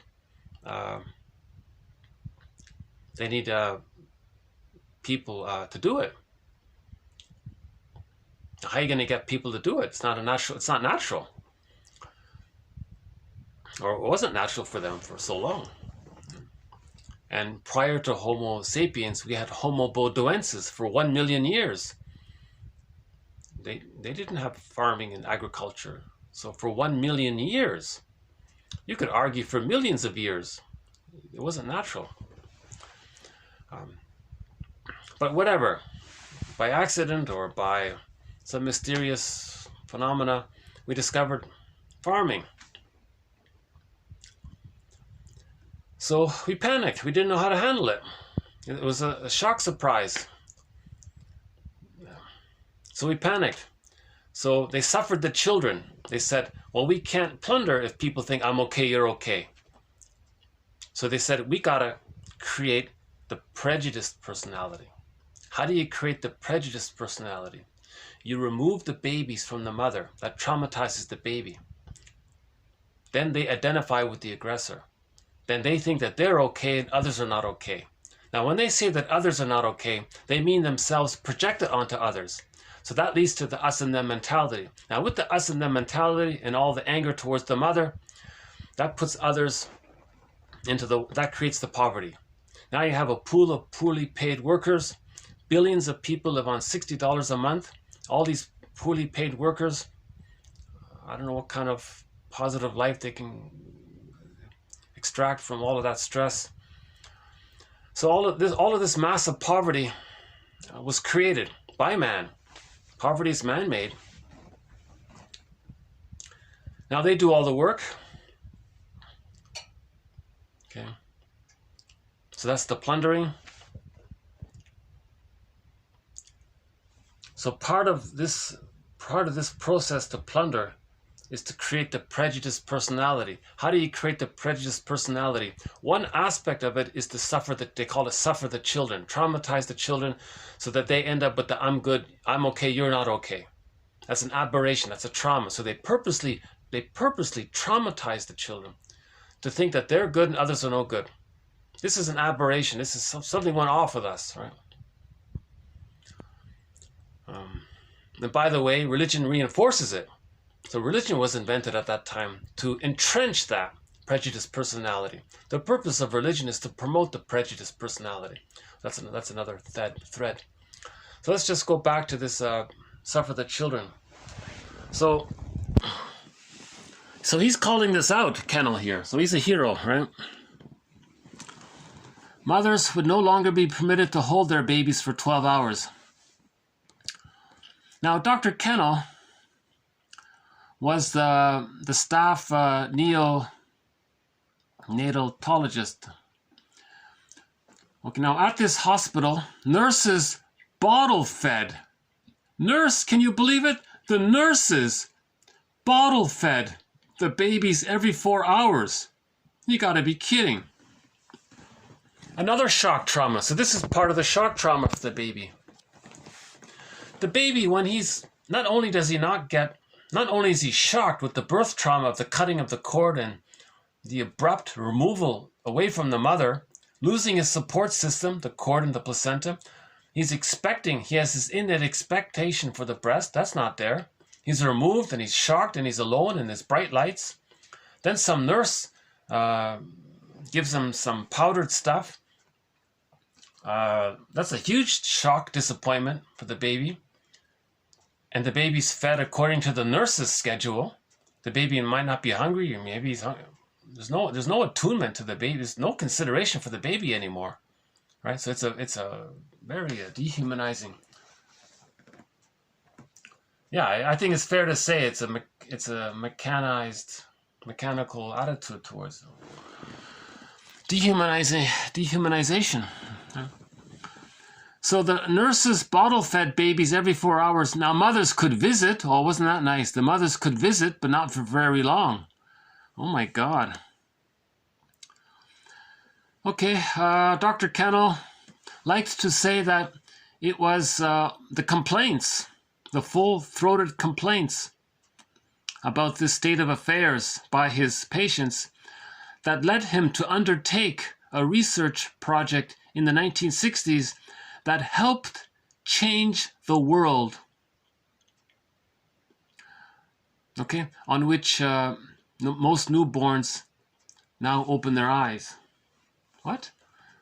Help change the world on which most newborns now open their eyes. Not sure about that. Okay, his findings published in that book I just told you about, Mother-Infant Bonding, a 1976 book written by Marshall Klaus. Right? It was a prime catalyst for changes in hospital procedures that gave new mothers more private time with their babies and let fathers into the delivery room and allowed young children to visit their siblings. The book's central claim, okay, here we go. Okay, the book's central claim was that infants and their mothers were hormonally primed in the first hours after birth to form crucial bonds, but that under hospital rules then commonly observed, that process was not allowed to happen. Quote, babies were ready to eat right away after being born. They were expecting the breast, right? And they wanted to eat and feed and nurse and breastfeed right away after being born.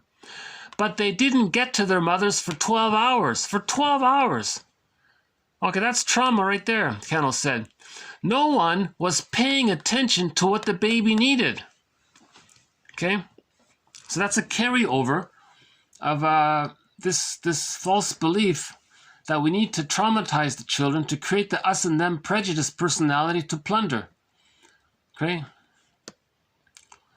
The doctor's ideas were well received. Okay, shrinks liked it. Okay, now we're talking more about bonding. Of course, the people complained about it, but they persisted in this campaign. The books got updated, so there were new books. Okay, Parent-Infant Bonding in 1982 updated it. Okay, those are the two guys there.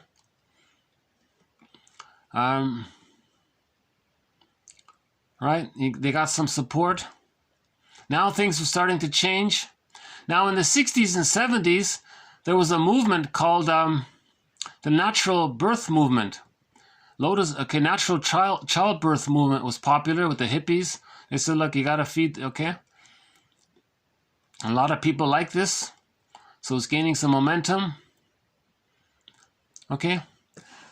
Hospital procedures were geared toward the efficient running. Okay, like a machine there, right? A factory. To the efficient money, making money, right? Efficient running of hospitals rather than to the needs of the mothers and babies. John helped to change that. Okay, so he's a hero there. Right? Born in Pennsylvania. Oh, another Pennsylvania. Masterson, I think, is from Pennsylvania. Yeah, so we got two heroes from Pennsylvania, right? I think Missouri. Is that right? Oh, let me double check that. Anyway, never mind. It's not important. Okay. Mother was a school teacher. Father was a salesman. Oh, never mind that. Okay. Okay, he became a doctor. Okay, so a little bit about the man himself. That's fine. What is the process by which a father and mother become attached to an infant? He asked in Bonding. A 1996 book, so that's the latest one, right? That's the one I showed you. He also wrote with the Clauses, Marshall Klaus. We have developed ever greater respect for the complexities of the process. It is our continuing quest. Okay? So it's called the lotus birth. The cord stays. The placenta stays. No big deal. The cord can stay. The placenta can stay. They're part of the child's support system. They were his spirit animals, his power animals, his companion support system. Symbolically, later on, his power animals, support. They were a support system. The cord is still pulsating. Blood and oxygen is still pulsating through the cord. You want to cut that cord? Like, wow. Leave the cord there. The baby's handed to the mother. Again, barring special emergencies, barring special exceptions. So we're not talking about the special emergencies. We're talking about, ideally, generally speaking, the baby's handed to the mother and the baby's nursing there. The cord stays. The placenta might come out a day later. It might even birth itself, or just slips out naturally. The placenta can be put in a bowl, and the cord is still there, and the bowl sits on the bed beside the mother. Now the baby's sleeping on the mother, skin-to-skin contact. The mother feels that warmth and connection with the mother, and the baby sleeps on the mother and feeds as needed. That preserves the continuity of the womb life. It's called the extended womb. Now the mother will be there. Her nursing ability will be there, and the continuity continues. Now the baby's getting basic trust. When babies get basic trust, later on they feel safe enough to differentiate from her psychologically. So here's the good news, right? A couple of years ago, a woman's right to choose. Oh yeah, okay, well, hang on, never mind that. Okay, New York City's new pro breast milk policy. So now there's a new pro breastfeeding policy. It stigmatizes infant formula. There's too much sugar in there, by the way. Did you know that? There's a lot of sugar added to that. So they're saying it's like a kind of drug almost. Don't give newborn babies this semi-drug, right? And limits access to it. Now they're complaining, doesn't this take away women's freedom to choose? So there's an article about that. So already leading one of the most aggressive pro-breast milk campaigns in the country, New York City has announced that it will now track usage of this drug. Right? Sorry, not a drug, baby formula. In the newest salvo into the push to turn breastfeeding from a healthy option to a public mandate. Okay, so breastfeeding is a public good, and they're trying to promote that. Now they're complaining, well, aren't you taking away mothers' rights? Well, mothers are saying, now this hospital is saying, well, wait a minute, let's manage this a little bit. Okay? Hospitals will now keep formula locked away, treating it more like contraband. Okay? Of course, if the baby absolutely needs it, that's different. But we're talking about when the mother...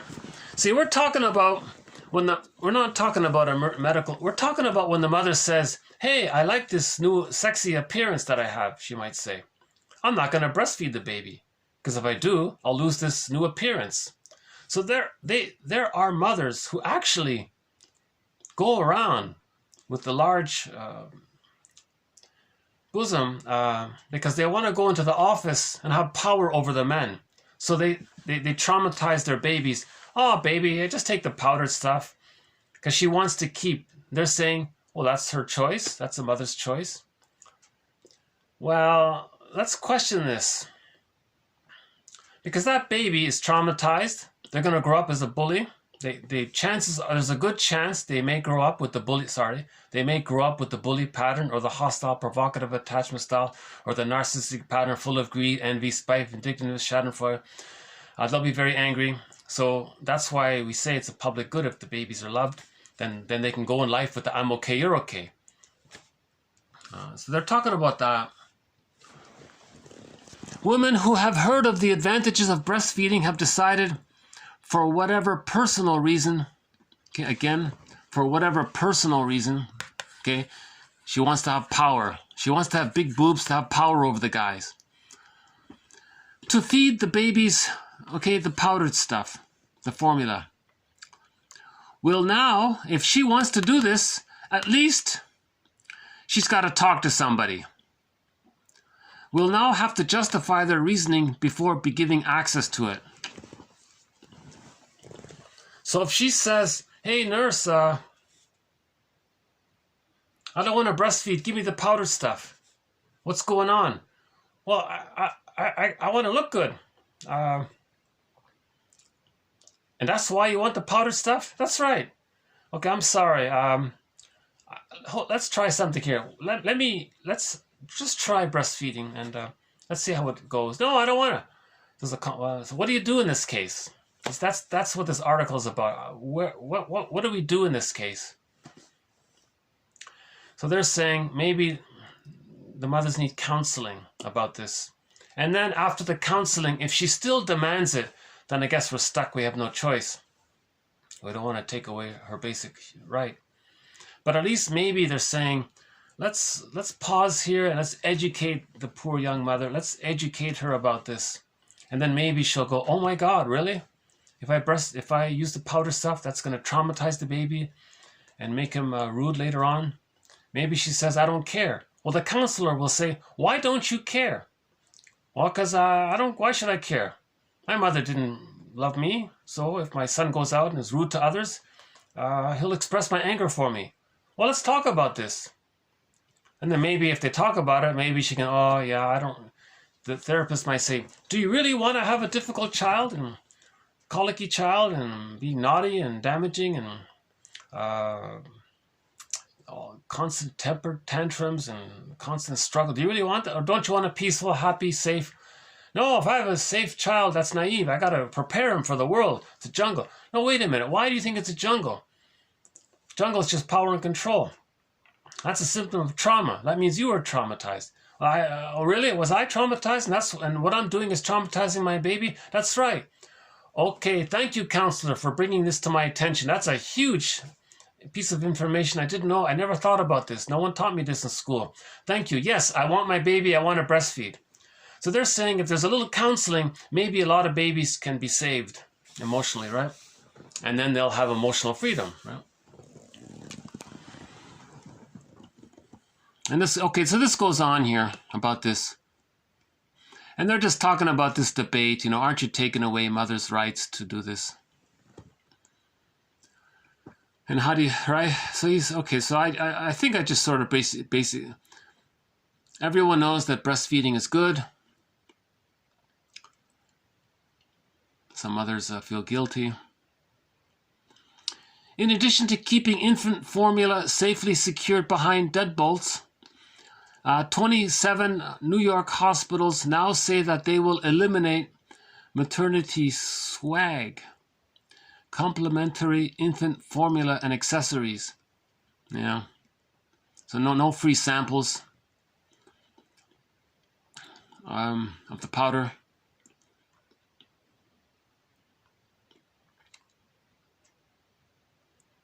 Oh, their argument here is, well, aren't you infantilizing the mother? If you tell the mother how to be a mother, aren't you making the mother like a baby yourself? Okay, come on. Okay, that's the whole debate. See, that's the counter argument. If you give counseling to the mother, she may think you're infantilizing the mother. She's a grown woman. She had a baby. She's a mother. Treat her as an adult. Okay. Well, they're saying if we give her counseling, that is treating her as an adult. They're saying, no, you're not. You're treating her as an infant. You're turning grown-ups into children.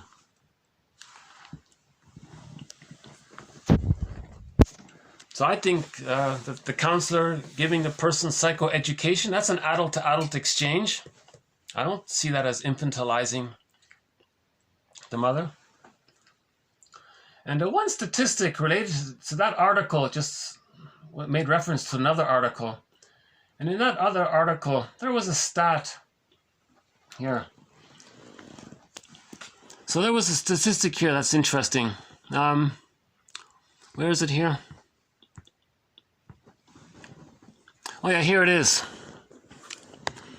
New York City is definitely ahead of the curve, one person said, where the breastfeeding rate has surged from 39% to 68% under the program. I thought, oh my God, do you mean, that's an interesting statistic. That's a very interesting statistic. Okay?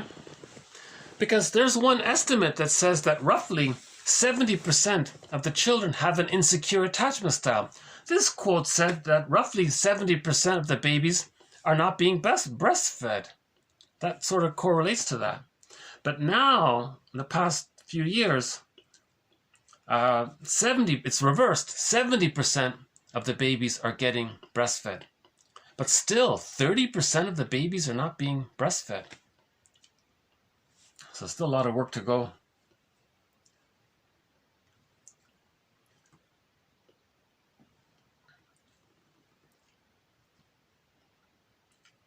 Just a quick follow-up. The baby not being breastfed, that can lead to shame, right? So there's a book, by the way, as a follow-up, called Mother-Infant Attachment and Psychoanalysis. And we have a collection from Ayers, Mary Ayers, about this, about the eyes of shame. Okay? The great mother who generates life and all living things on earth is the same woman who is capable of petrifying and ensnaring, okay? Right? Petrifying and ensnaring. You see, people say they want freedom. They want freedom from this. They want freedom from the shame. Okay? The babies are shamed with the bottle and the schedule. They're shamed. So they're ensnared. When people say they want freedom, I think a lot of what they mean is they want emotional freedom from their inner shame. That's what they mean. People say, give me freedom, give me freedom. They feel unconscious shame, okay, or a theory is a certain percentage of them feel unconscious shame, and they want freedom from the unconscious shame by being petrified, frightened, okay, petrified, frightened, and ensnared, okay, with this rejection of the Medusa mother, okay? Ensnaring a human baby in stone. That's the metaphor of the petrification. You feel the shame there. You're stuck in the stone. You know, so you're not free. If you feel like you turn to stone, the song, turn to stone, you don't, that's shame, a metaphor for shame. Now the mother can do this by not through the bottle and through the powder, and later on she can do it through eye contact. If the mother has a rejecting look to the baby, that also shames the baby. So a good follow-up, you see, so if the mother is using the bottle, chances are she's doing what this author's talking about in this book, about the eyes of shame. Right? So that's a good little continuation of the shame that the baby feels if he's using the bottle, being fed with the bottle. It's like the eyes of shame, right? Yeah. So yeah.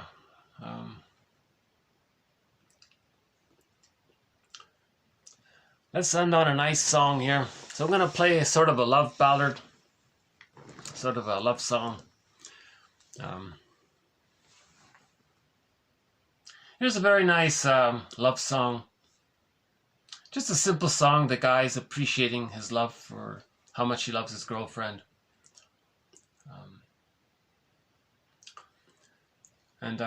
We haven't played any Cashton. This is from the band Cashton. We haven't played Cashton in quite some time here. They're sort of one of the musical voices in this series. The band Cashton and Claude Mackenzie. So this is Claude Mackenzie singing in this song here.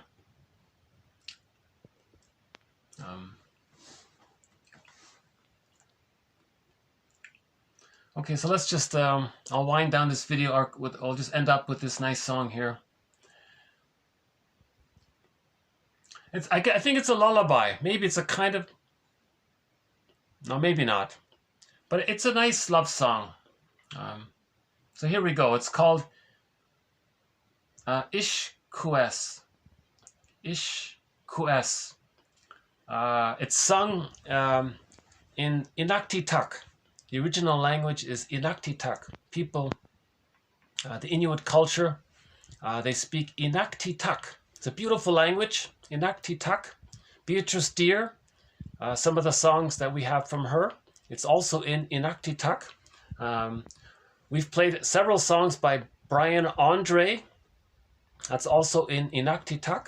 So this is a great, beautiful language. I really wish everyone can learn this language. I wish I could learn this language.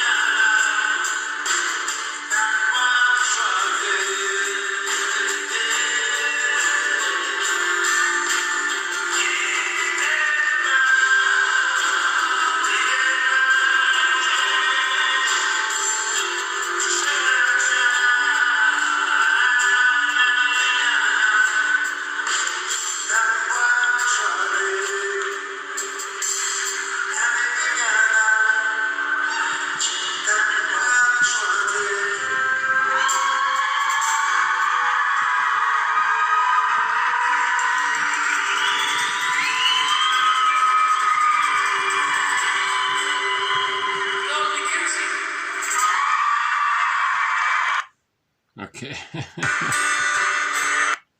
And here's the studio.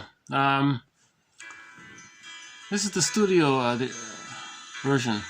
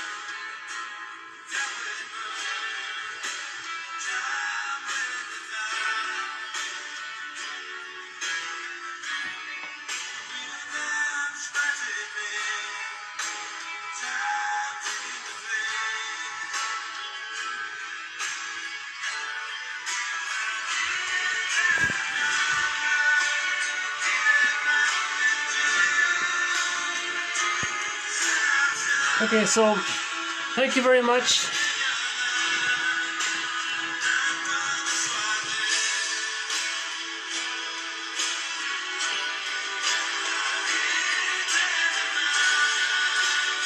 This has been TQ 1957 to 1959.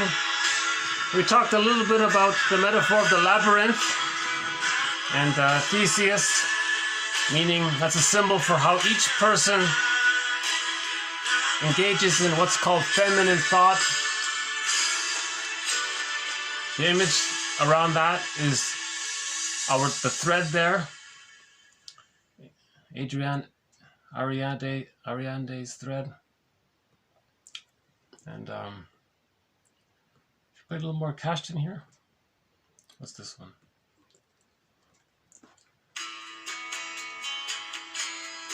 I'll just let Kashtin. By the way, here's a very good song by Kashtin. The E, is that the one? Yeah, we played this before in the core collection. Here's a great, also by Claude Mackenzie. That's off a different album. That's called E U C U N. Something like that. That's a great song.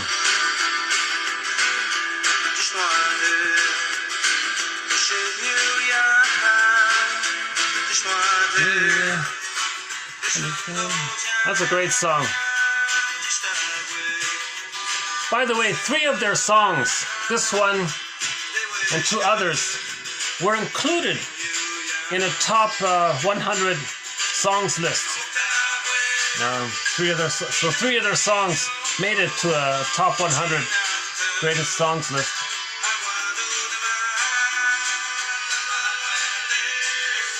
Yeah, the labyrinth one. It just means, if you read mythology where somebody's going into some kind of underworld, that's a symbol for getting in touch with repressed feelings, unknown feelings, the shame of being fed with the bottle, the shame of being removed from the mother at birth, the shame of the mother's misattunement, the shame of her eyes not looking at the child with acceptance. Right? So we got to look at this. And we talked a little bit of just some terms here in TQ 1958. And one on splitting.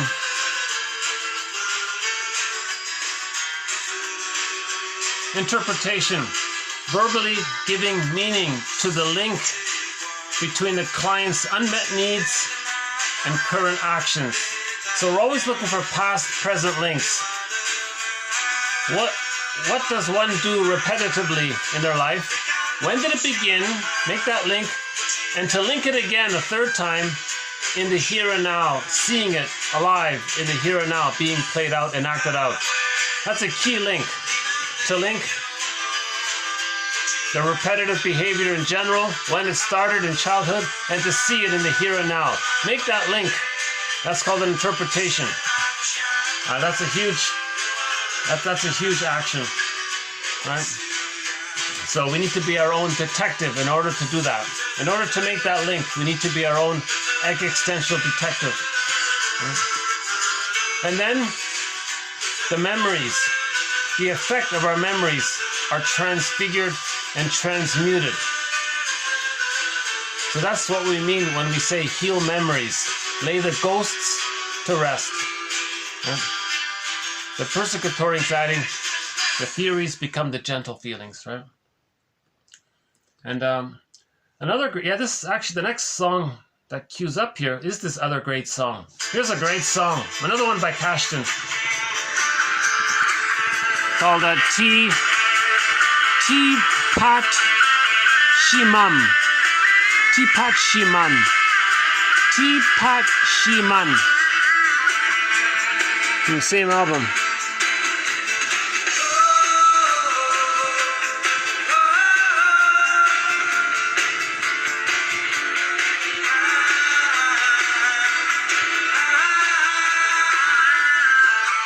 That's a great song.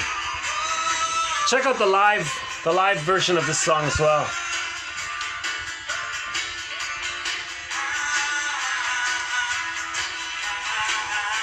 And Claude McKenzie here, the lead singer, he actually sang one song in English. It's not bad.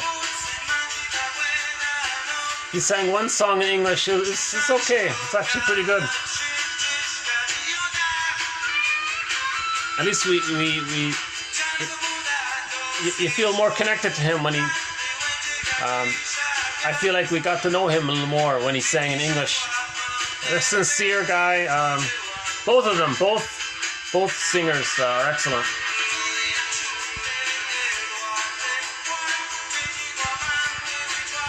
And to the best of my knowledge, they're still around. Cashton, somewhere in Quebec, somewhere.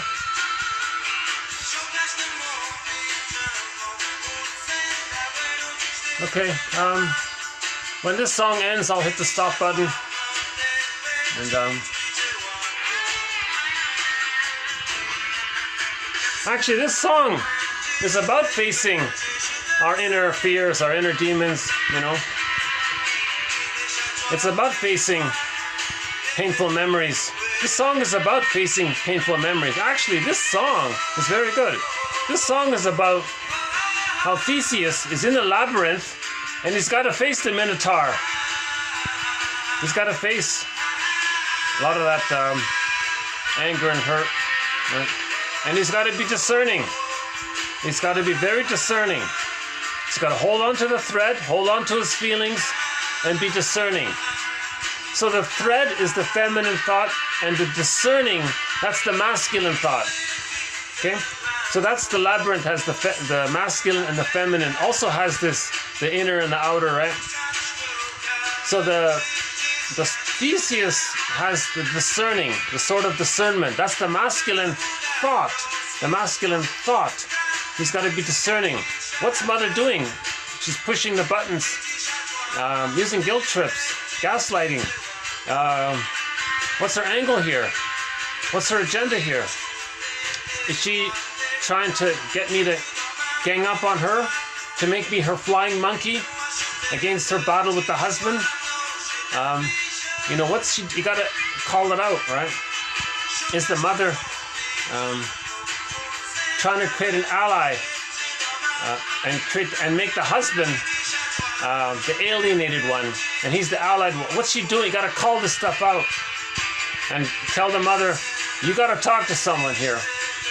Stop with this game. Or give the mother games people play. Give her that book. You gotta read this book. I won't talk to you until after you read this book. First you read this book, and then I'll talk to you and see how it goes. Gotta do discerning. That's the sort of discernment. That's Theseus has that, right? That's the masculine thought. Now he's holding on to his feelings. That's Adriana's thread. Is that right? Ariadne's thread. Ariadne's thread. Is that I'm not sure how you pronounce her name. Ariadne's thread. Adriana? No, Ariadne's. Anyways, I'll correct the spelling in the next time. Ariadne. Is it that right? Ariadne's thread. So that we hold on to the thread. Okay, the song's ending here. So thanks very much. I'll see you in the next video.